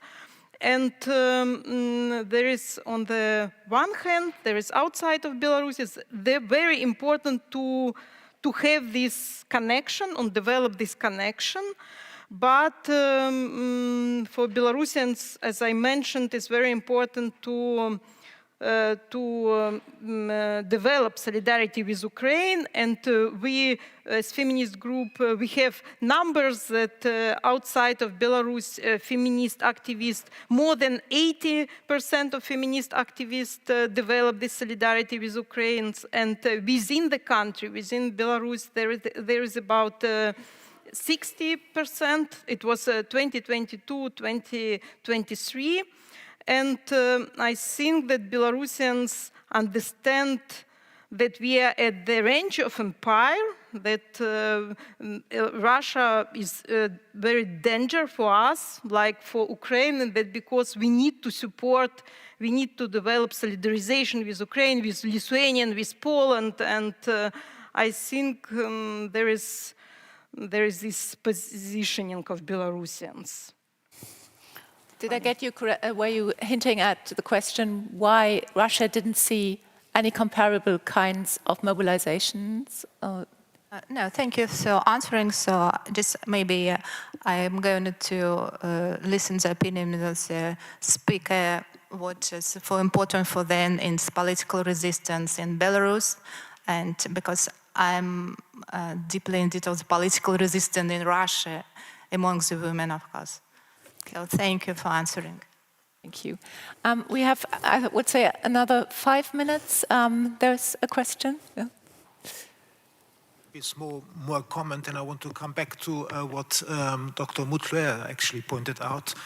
We look at other countries, and I think the Humboldt and Philipp Schwartz initiative are of excellent ability to help scholars at risk.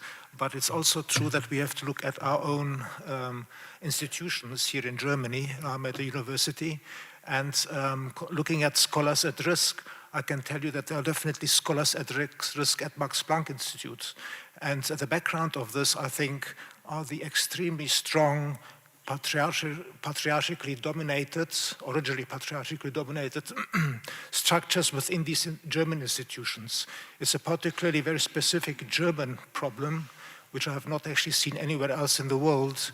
We also see that in universities. And so just as an example, at Max Planck Institutes, if a Max Planck director changes, the people who are employed there are maybe not as much used to the new Max Planck director, and very major problems arise from this, and I know quite a few cases.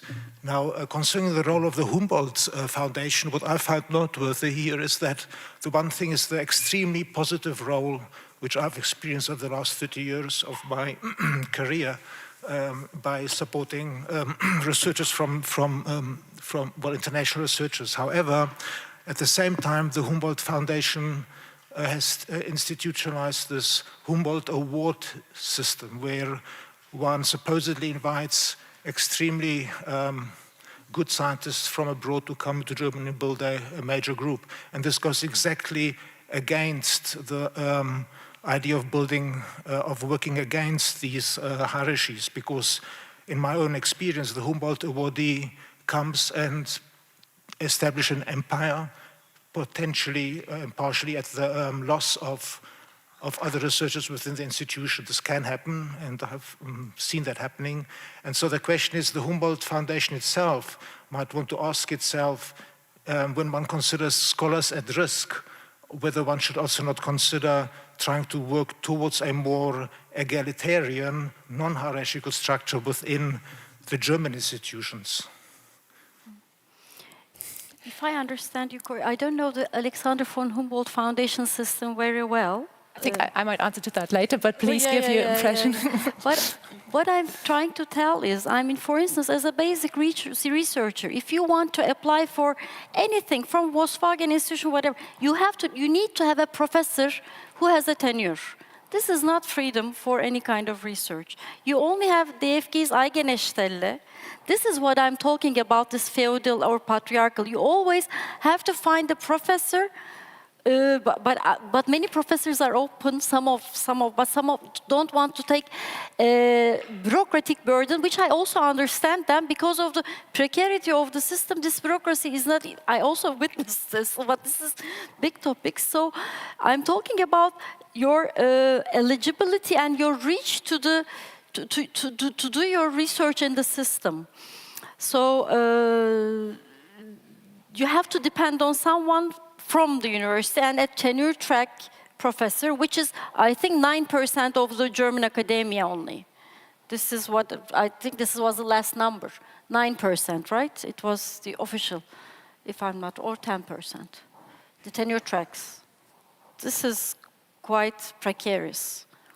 I think we have to differentiate between the competitiveness of, let's call it the Northern Hemisphere traditional science, or the Bologna process in Europe, which produced a highly competitive system. And let's say if societies change very, very slowly, I think the system of science also took maybe decades. I think here are people who know better to have a general change. And I think during the last decades, we turned towards equity, towards diversity, and people started to see the system through. And I think we, as the Humboldt Foundation, we took a lot of measures to have a look at our selection processes and to promote diversity, because of course the goal is to have these horizontal structures and to allow to really select the best, and also considering the starting point, the surroundings, and so on. And I think what we can say, and I think Frank will agree, and I think Christina Gehlsen said it, and also President Schlögl, we are so much profiting from the perspective which are brought into Germany, into the science system of Germany, by you coming here, being here, and enriching the system. And sometimes it takes patience for so many things, but I think we are tackling it, And maybe this is also a good last word. I think we are 2 minutes over the time, but I think that's perfectly fine. I can only thank 𝗥𝗲𝗽𝗿𝗄𝗃 and 𝗪𝗲𝗺 for coming here and sharing your experience. I think we had really, the trajectory was quite a big one from the entire political system, which is, as you said, intertwined with academic systems and academic freedom. You can't separate these spheres. They are connected. Thank you all for being here, and this was the opening panel.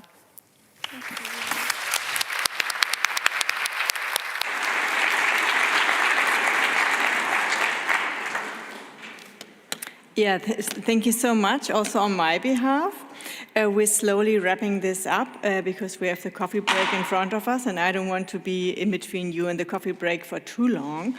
But allow me a couple of minutes to really thank our panel, and also to thank 𝗪𝗪𝗪𝗪 for being an outstanding moderator. I really think that your skillful guidance and thoughtful questions and your ability to navigate even such sensitive topics, and allowing controversy, allowing of us as a foundation to be held accountable also, for which we are grateful. So thank you also for that. Always hold us accountable. Thank you so much for hosting this wonderful panel and doing such an extremely great job, 𝗪𝗧𝗧. Thank you so much.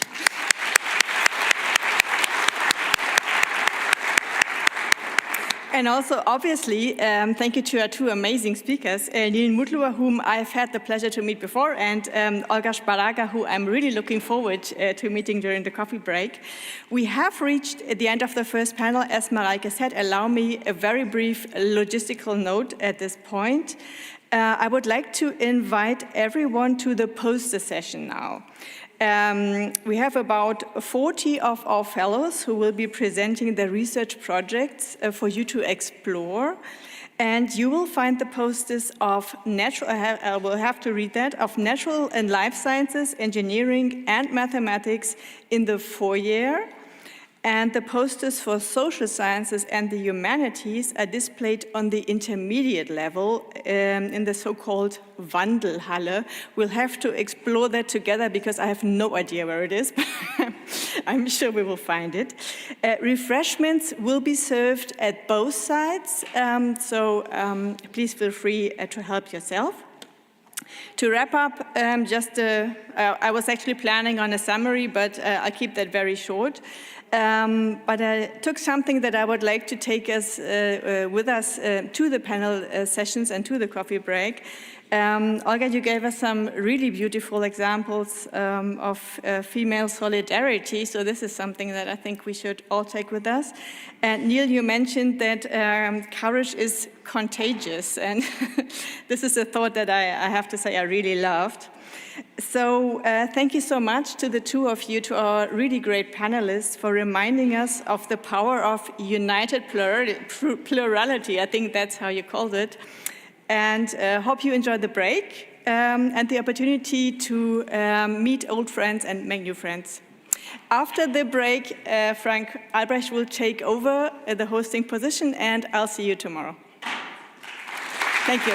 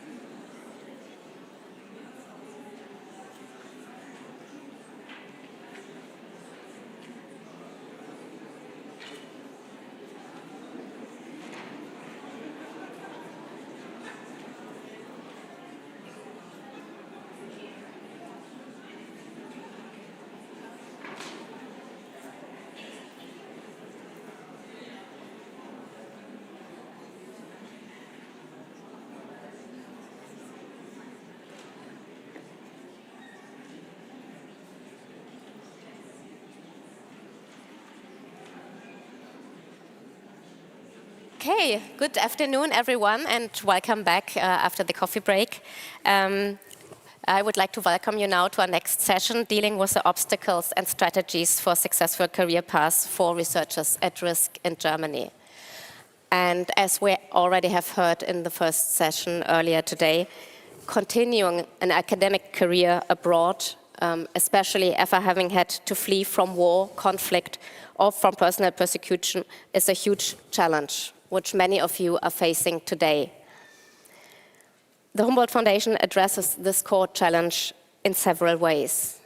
Already within the nomination for a fellowship, the scientific mentors are required to think about the perspectives for the time after the end of the funding. So we really want to think about this fellowship in a sustainable way, as sustainable as possible.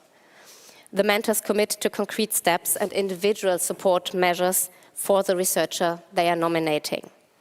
And in the last 10 years, many host institutions in Germany have gained significant experience hosting researchers at risk, and they have built up specific support structures. And we always hear many fellows talking about their scientific mentors and the administrative staff members who really admiringly are engaged to support the researchers and also in many cases the families, because that's an equally important issue. And in addition to that, the Humboldt Foundation itself and through its many partners like the Inspire Europe Consortium regularly offer training and coaching sessions on various career-related topics within and outside academia, both online and in person, like the trainings, for example, we're going to have tomorrow. Nevertheless, of course, all these efforts are and can only be very limited in scope. They provide some guidance along the path, but the challenge of a successful integration into a new academic field remains huge. And a lot of efforts of long-term endurance and perseverance are needed in that respect, which is even harder in a situation of exile, of precarity and mental burden. Each of you has to come to terms with very individual, personal, and maybe also family-related challenges. And at the same time, there are many problems and also possible solutions which you have in common. And so sharing experiences and recommendations on successful career strategies with each other has proven already in many instances to be very helpful.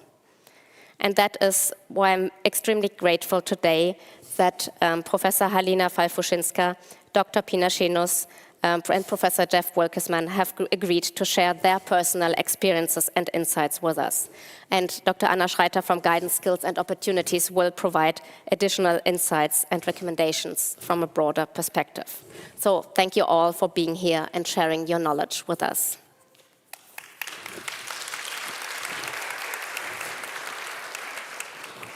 So let me start with a quick round of introductions, because we only have 1 hour, and some first question to the three researchers.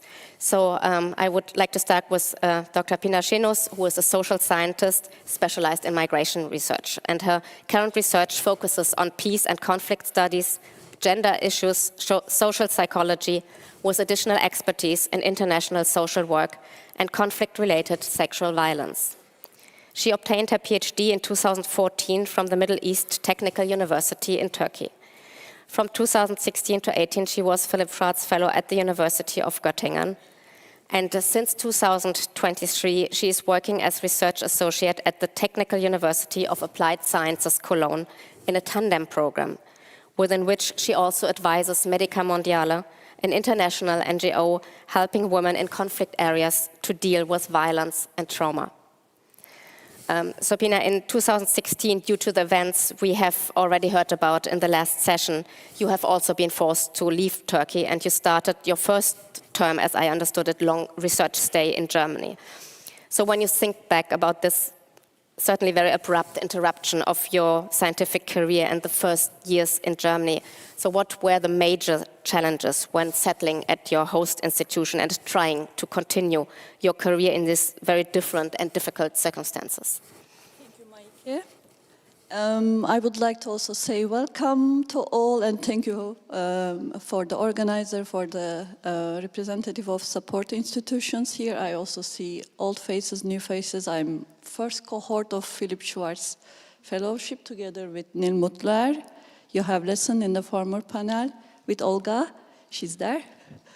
It was a good background before stepping into challenges as I first came to Germany. I actually would like to state the challenges are not over and there are always new challenges.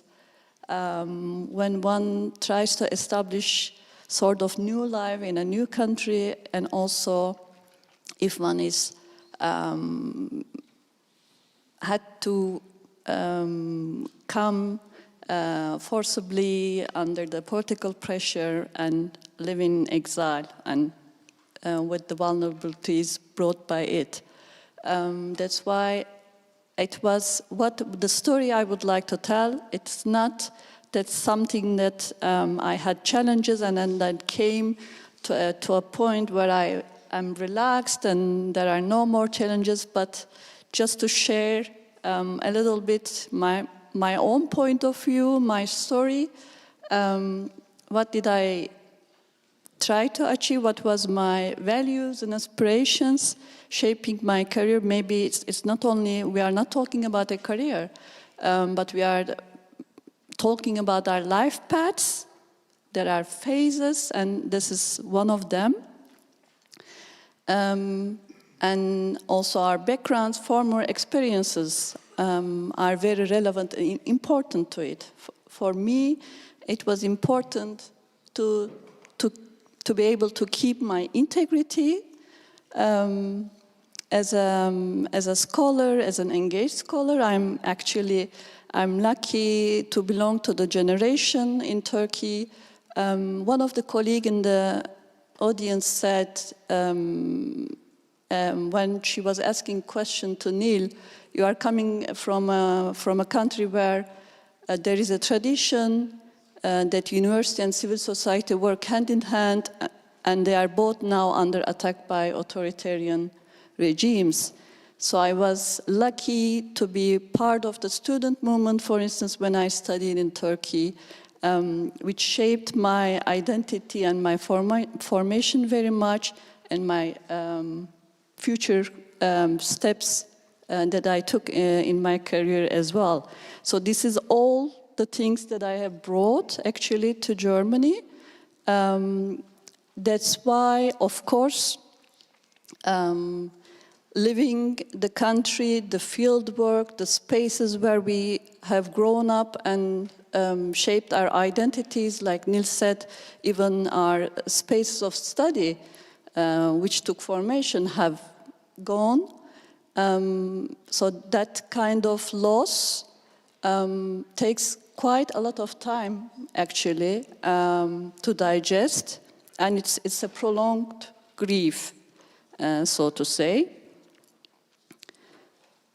That's why I don't want to focus too much challenges at the very beginning, because, as I said, they can be continuous, but rather the path that brought me here, and then I will live it.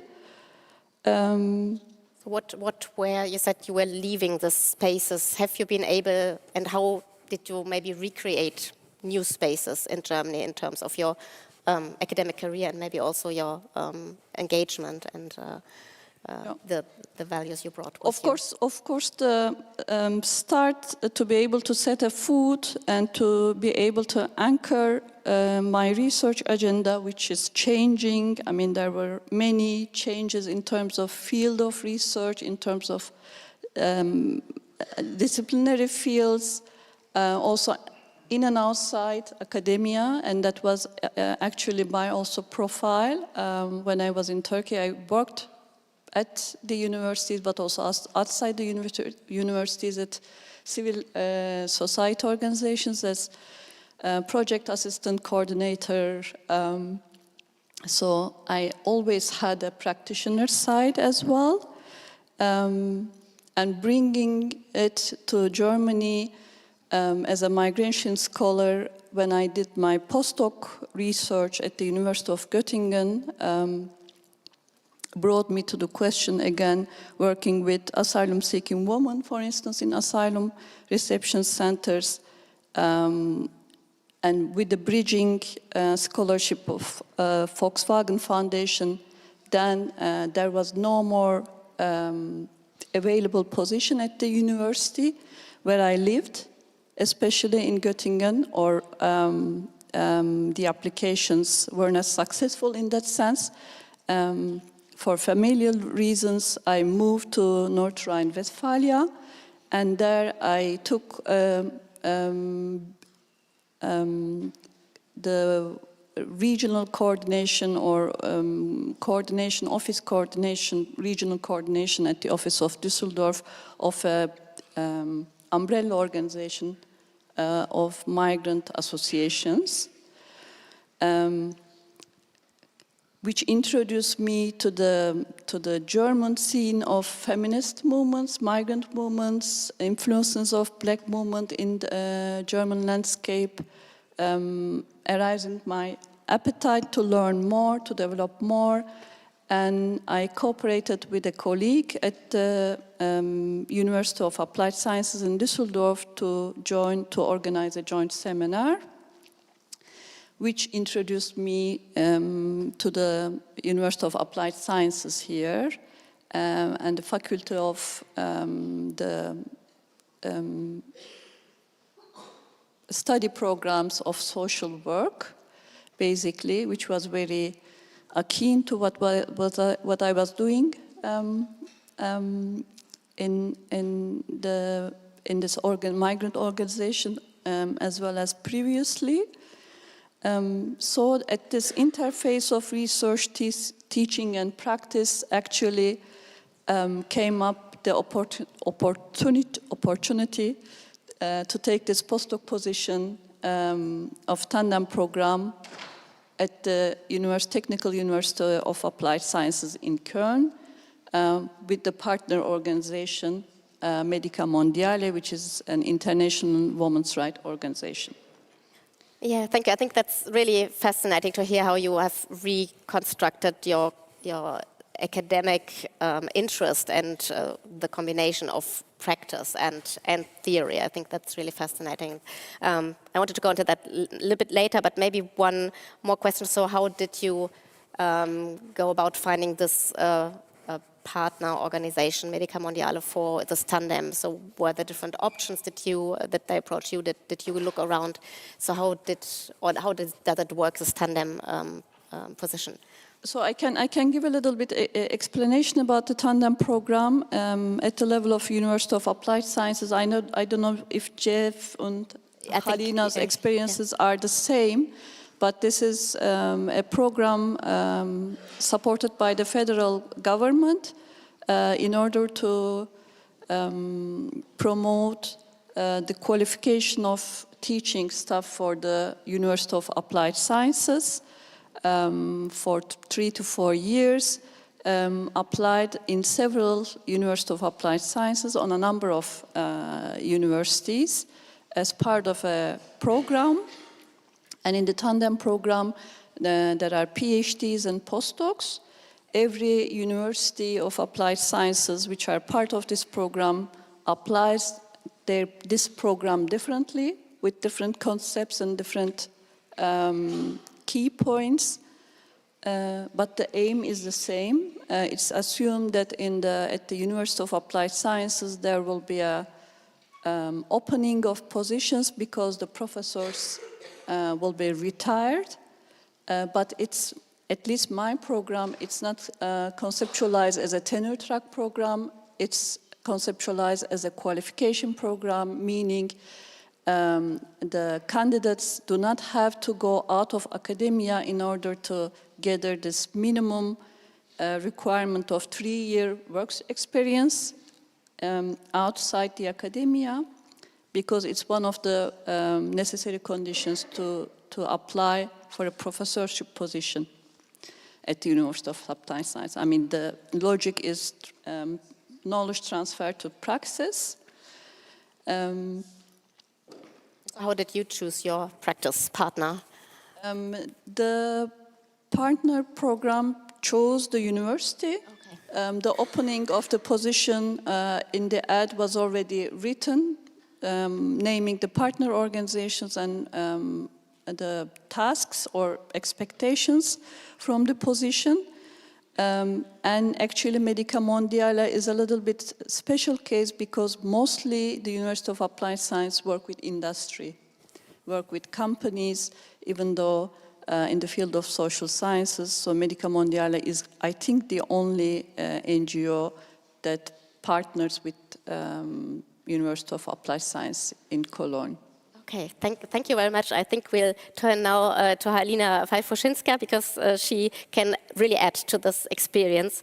So 𝗙𝗲𝗃𝗃𝗃𝗃 is a Ukrainian biochemist specialized in marine chemistry, and to put it very bluntly, I think her research focuses on the effects of stressors on aquatic animals. Just very much generalized.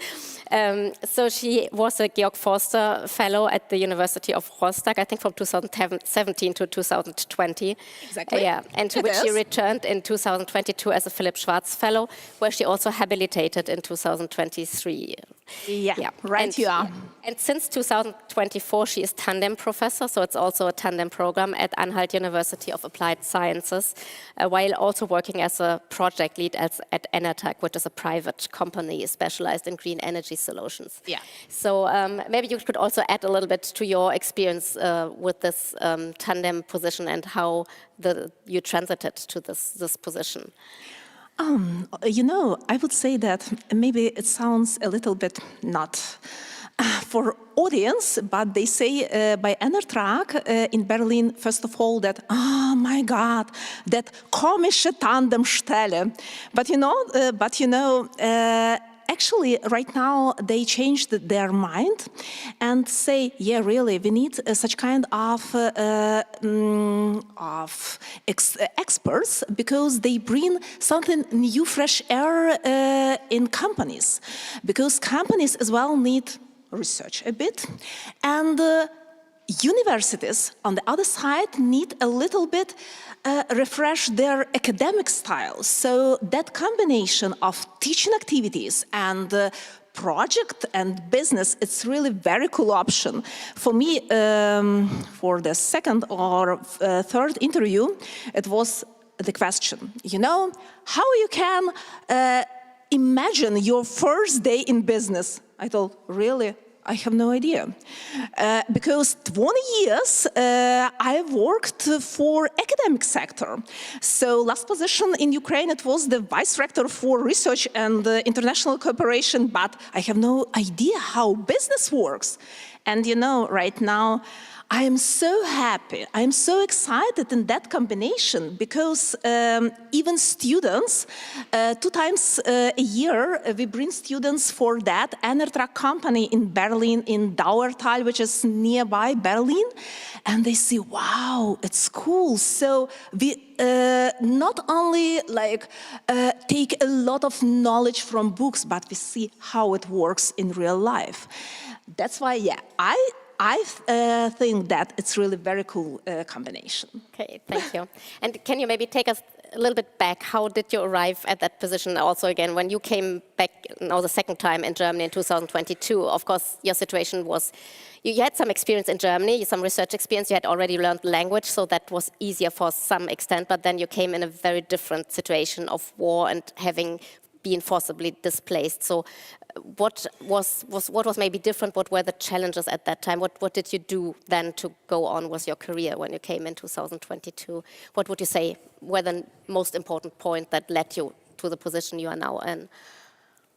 You know, first of all, I wish to express my attitude for Humboldt-Stiftung, because actually Humboldt-Stiftung gives people not only possibility to continue their career path, to staying even somewhere in Germany, but as well give them hopeness in future. And for me, it's much more important than just speak about career path. And for me, actually, it was the case. And you know, that time, I would say it was a horrible time. Because when I decided to move to Germany in 2022 because of war, sometimes I sat in Rostock and, just try to ask myself, why I'm here, what I am doing here. My family is somewhere in the world, my elder daughter in Poland, my small 10 years daughter in Ukraine. And when she asked me, Mom, why we need for school that metal bracelets with last name and with date of birth? I asked her, really, true? You want to know why you need that bracelet? Because if something happened, if should be the bomb attack, after that they can find you and tell Mom that you were there. And I asked her, my sweetheart, please come with me in Germany. And she said me, no. No, because all my friends in Ukraine, and I don't want to move in Germany because I have no German skills and German knowledge and German language. I speak only English. Then okay, let's see. Then I asked my friends and colleagues at Rostock University because actually it was my second time there, and they told me, because of your hard-working nature, you have to be full engaged. So instead of complaining about your life, your complications, try to do everything possible and engage you as much as possible. And then I said, okay, so first of all, because of respect to country, I have to dig deeper in German language, because it's not only about a chance for a get job, it's respect. So, and then I asked my mentor in there, my friend actually, and colleagues from marine biology department, what I can do. And they, it's easy peasy for you just to conduct experiments. There is the procedure, short-term procedure for habilitation. Maybe you pursue that path, and then you have no time to think even about something. And right now I would recommend everyone, so just do it, because you have no idea what can help you to integrate, to find the job even. And in 1 year, I successfully defended that second habilitation in my life at Rostock University, but this time in the area of marine biology and ecotoxicology. And then I would say, there is the proverb. They say, instead of 100 euro, it's better to have 100 friends.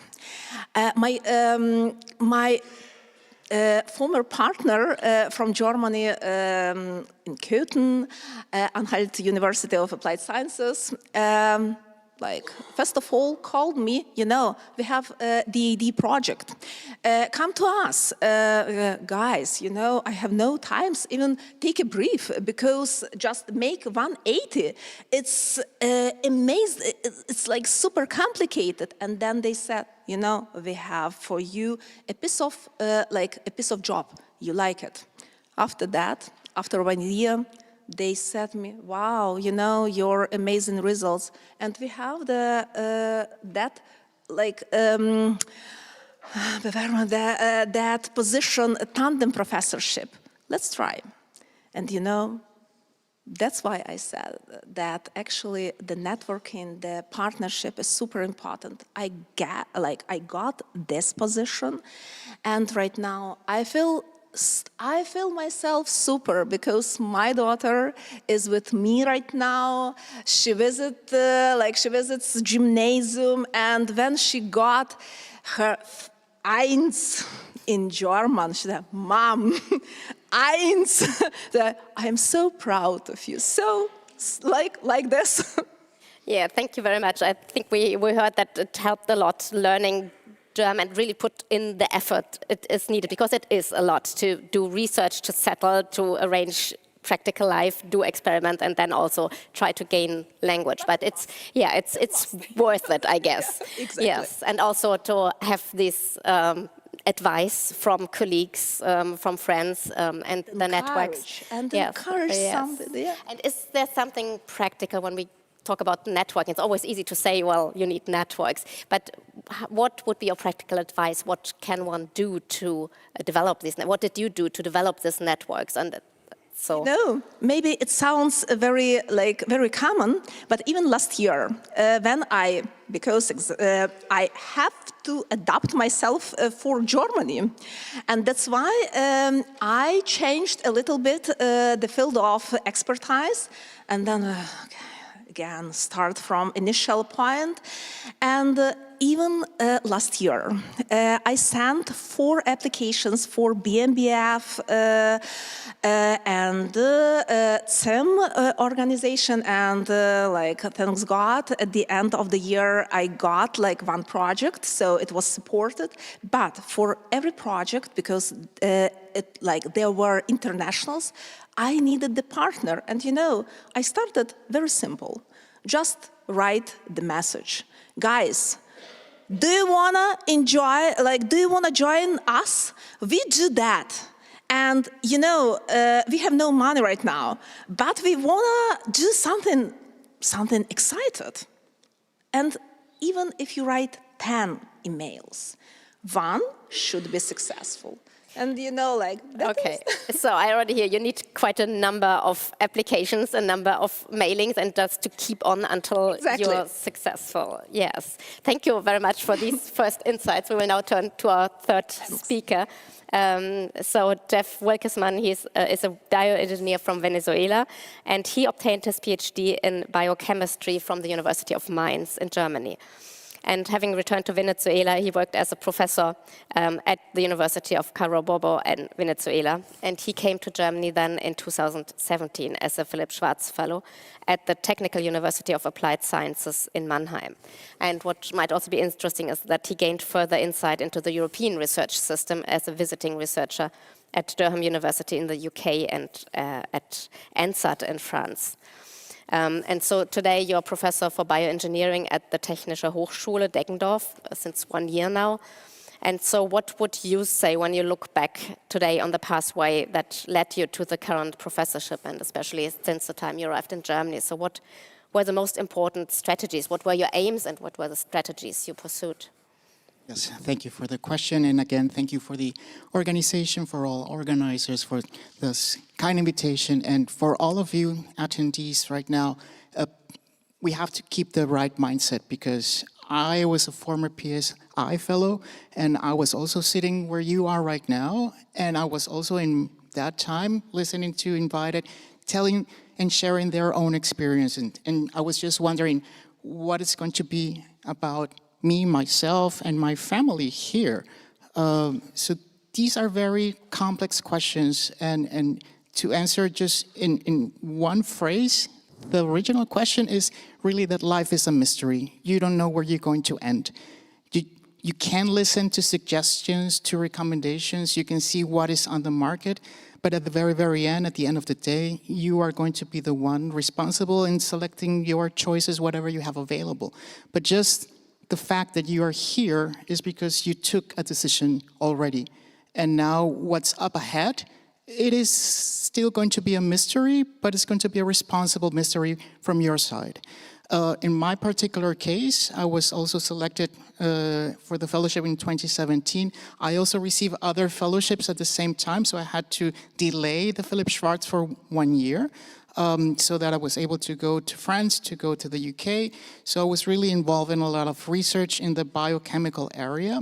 And once I arrived in Mannheim, I also had, let's say, the facility or the convenience that I already knew the working group. I was automatically inserted into the research focus of that moment, and we had a project that was ongoing. So that allowed me more or less to gain a little bit more of experience in how things will be handled, let's say, in the German system, and trying to apply for more funding. So funding is one important element take that with you as a bullet point. So whatever you do with your life afterwards, always try, if you want to stay here, look for funding.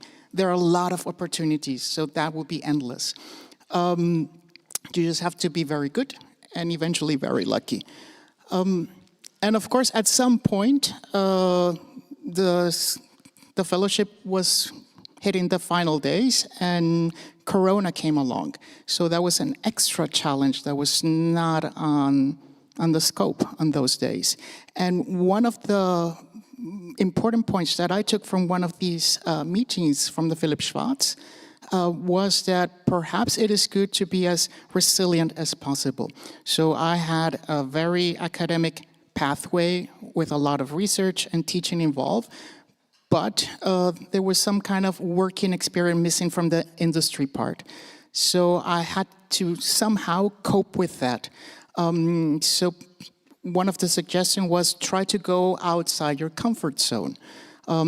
So because the clock was ticking, and even though I had applied to many, many working opportunities, I wasn't been, up to that point, probably I had 2 or 3 interviews from around 100 applications that I made, going to the bigger circle, not only limiting myself to academy, but also to the industries, not only in my region around Mannheim, but also around entire Germany. At the very end, let's say that I was lucky, mysteriously, and I found a position in a related area for education and research, coming from an institution called the EIT, the European Institute of Technology, which is a dependency from the European Union. And I was there more or less in the more administrative task with the funding related issues of applicants all around, not only Germany, but the German-speaking regions. So I was able to manage through Corona in that position. And then, of course, if you're good, if you're talented, which all of you are, because otherwise you wouldn't be here, you will progress. You will evolve in the position, and you will see, you will gain experience. The network automatically will increase. I got contact all around Europe, not only with academy, but also with small company, with startups. And this really, you see that the scope of your life really goes bigger very quickly. And then I made more applications until finally, at least the last 3 that I received was from universities for professor positions, until I finally got this position in Deggendorf. The story, as you can see, is not easy. It is complex, it is challenging, but it keeps you alive, and it should keep you motivated. So despite of the emotional aspects that you might be facing or being confronted with, never lose hope, because you are here, we are breathing, we are all Corona survivors, so there must be a reason why we are here. Okay, yeah, thank you very much. I guess we heard again that it needed a lot of efforts and really perseverance and writing a lot of application. And what I found really interesting to hear that you broadened the scope of your applications. Can you tell us a little bit more? So you have also some work experience like outside academia and then now at the university. What are maybe other transferable skills? Are there things you have profited from when you're working outside the university, or something you have brought back into the university system? So are there something like transferable skills that might be helpful? There are so many transferable skills. I mean, just beginning from, I had a lack of total knowledge regarding the commercialization aspects, industry aspects, administration aspects, which I gained during my job experience. And one other recommendation was that if I wanted to even know a little bit more about this, perhaps performing an MBA would be advisable. So this was another search to find an MBA that I could afford. There are several options. It's really endless, the opportunities for education that Germany offers. So I found an appropriate school for MBA located just in front of Mannheim in Ludwigshafen. and had the option or the facility that, the convenience that it's everything online. So with those knowledge gain there, I was also able to perform even better during my job interviews,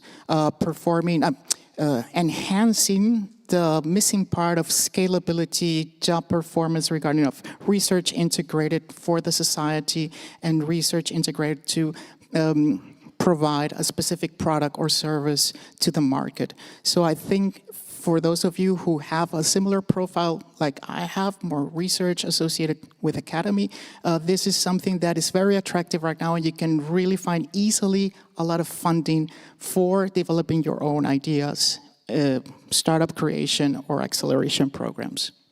Yeah, thank you very much.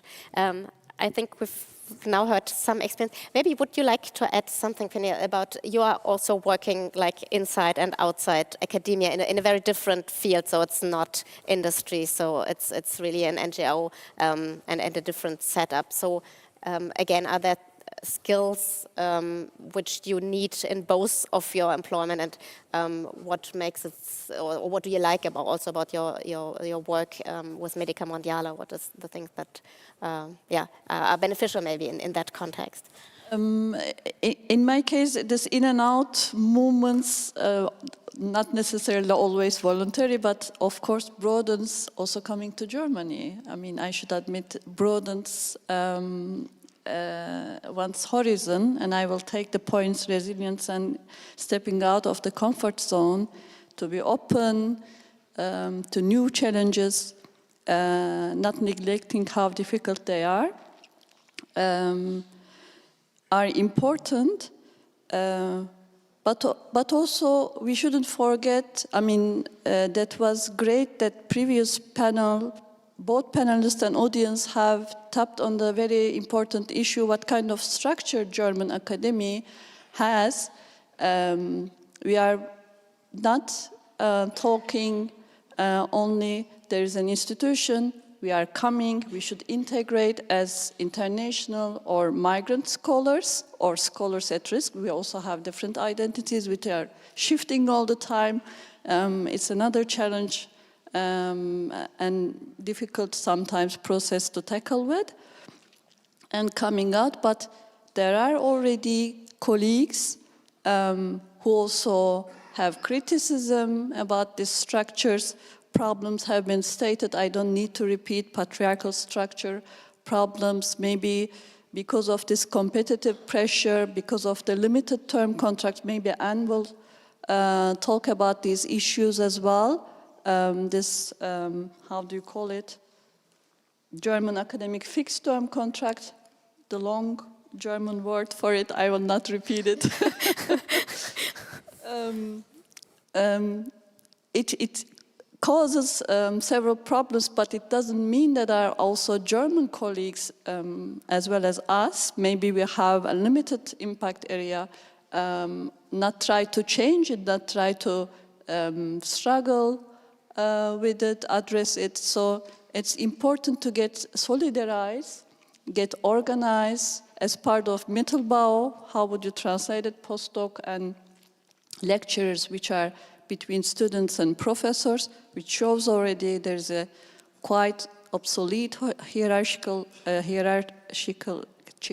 I cannot say it, structure there is. I was, for instance, member of trade union in Turkey, but also in Germany. As soon as I came, I was part of different initiatives.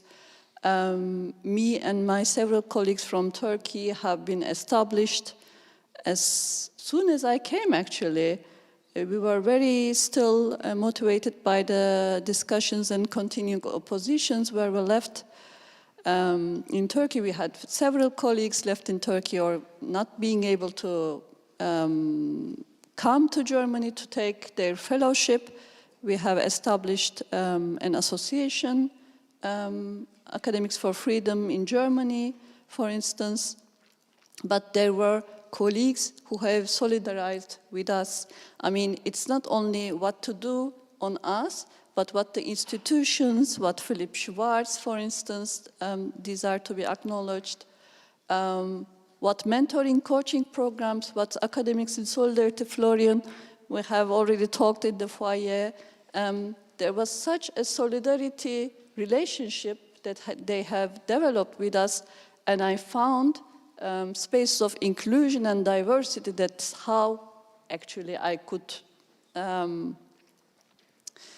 sustain my ambition, and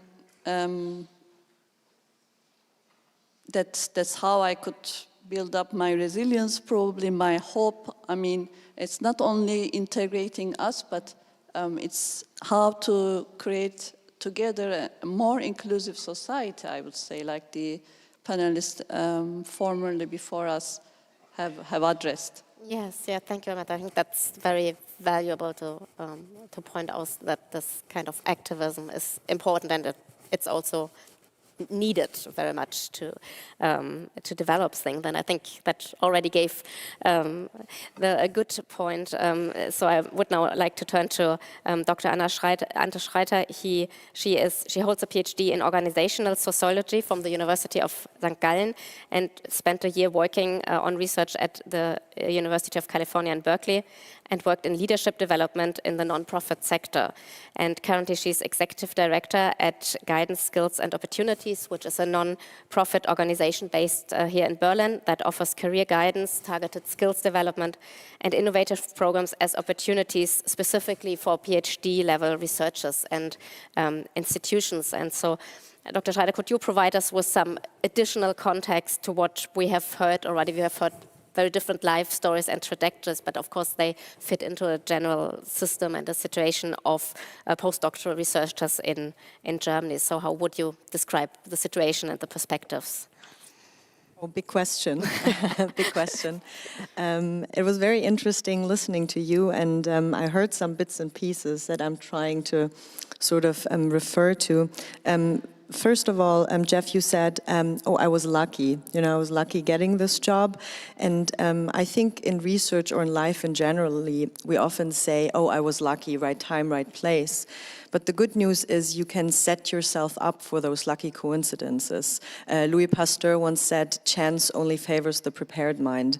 And I think that is also very good career advice, because it also comes with agency. You do have agency. You're not at the mercy of the academic system or, you know, what's happening in the world. You do have some agency, and that is good news. Now the question is, what are you dealing with, right? I think the first good sort of piece of advice is that know the system you're dealing with. The system is not against you. We've heard a lot of, you know, there are problems in the academic system, yes, but you can also work with it.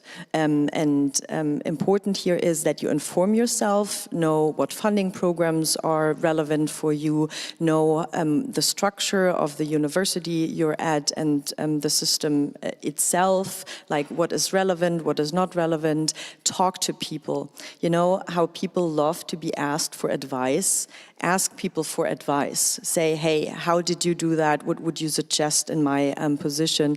And I think all of you said, you know, that asking for advice was very helpful because you get information that often you cannot Google. Right? And even though the German system seems to be quite transparent from the outside, it's really hard to tell you, oh, that is the right thing to do, that is the career track, because that doesn't really exist. You sort of have to find your own way. Another good piece of advice maybe is visibility and networking. Like, dare to be visible with your research, with what you're doing, and tell people about it. Because if no one knows about it, they cannot consider you for a job. They cannot say, hey, I remember you, that sounds very interesting. So I think that is extremely important. Also invite yourself to talks, like invite yourself to give like a brown bag lunch talk at a university or somewhere where you think that's interesting. People would often love to have, someone from abroad or with a different background to give a talk. So also dare to do that. So this is all the good news, and because Michael, you said please get some numbers, so I just checked the most recent numbers for from the National Report for Early Career Researchers, but it gives some good sort of insights. And one thing is that maybe some numbers that are interesting is that with a PhD, you're not tied to academia, right? So in Germany, the unemployment rate for people with a PhD is 1 to 2%, which is basically non-existent. So you're all going to be fine, right? Now, the question is where will you sort of end up, right? And only 24% of researchers 7 years after their PhD actually remain in academia. That doesn't mean that you become a professor. Remaining in academia can also mean you remain on a non-permanent position or you're in research management. So the number of professors is less than 1% among those 24%. Then 24%, the other 24% work in the public sectors. That can be research funding organizations, that can be ministries, that can be international organizations, where you can do research, but also use your transferable skills to do really impactful and useful work. 4% work in hospitals, and the majority of people with a PhD in Germany, 48%, move to the private sector. And the private sector, also remember, it's not just like, I often hear that, academia versus industry. And then you think, oh, I have to go to BASF or Coca-Cola or something like that, which is not true. So mainly Germany's economy is built on small and medium-sized companies that you might not even have heard of. They're consulting firms, they're publishing houses. So there's a really wide range when it comes to the private sector, and depending on your skill set, also depending on what you're looking for in a work environment, right? There's a wide range. What else can I tell you? What is interesting? Definitely, yes, fixed-term contracts. We heard the 𝗙𝗲𝗻𝗀𝗪𝗔𝗍𝗪, wonderful word. Didn't want to say it, and I get it. Even for me as a German, it's tricky. I tell you. So the idea of that law was well intended, but often something that is well intended is not necessarily well executed. So basically, short form is that you can only remain in academia on non-permanent positions for a certain time. The time spent differs depending on the laws. It's also changing all the time. There are loopholes. There are different little tricks that universities and groups do to circumvent that. But anyways, so what you need to know, most of the positions in academia are non-permanent.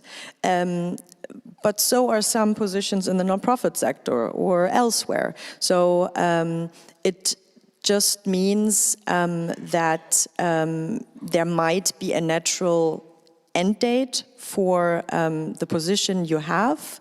It might mean that you have to change locations or change universities. And then there is maybe that deadline with that 𝗙𝗲𝗻𝗀𝗪𝗔𝗍𝗪, the fixed-term contract. If not, you get a permanent position that can be a staff scientist position. Those are kind of rare, I have to say. Depends on where you are. Or you get a professorship. And even the professorships, as we heard today, are quite diverse in the sense, remember, there are universities of applied sciences where you need non-academic research experience or work experience more so, 3 to 5 years. at least 3 years, but that also means often those 3 years also count for non-university research institutions. So it doesn't necessarily mean that you have to work at a company or elsewhere, or maybe in in your life you already do have that kind of work experience. So think about that. Let me just see what else. We have tenure track. We heard you might be familiar with tenure track positions. That's a relatively new concept in Germany. That basically means you start a position and you are in an evaluation phase, and there is, however, a position at the end of that tenure track phase, right? Because someone retires or there's a new position created. What is interesting is that out of those 1,000 tenure track positions that were funded through a specific program in Germany, only 96 of those 1,000 were appointed to people without German citizenship, and that includes Austria and Switzerland. This is just a number. I just wanted to tell you that.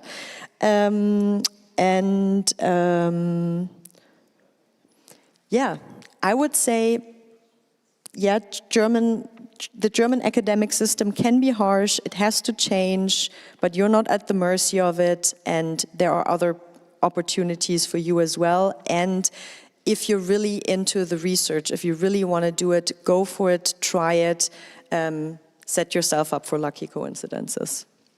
Okay, yeah, thank you very much for these really concise and broad insights. Yeah, thank you. I think that's a good finishing statement also, because now the time is nearly over, and so we are also now ending the streaming of the session, so I really would like to say thank you to the audience here in Berlin and also online. So thank you very much for your attention.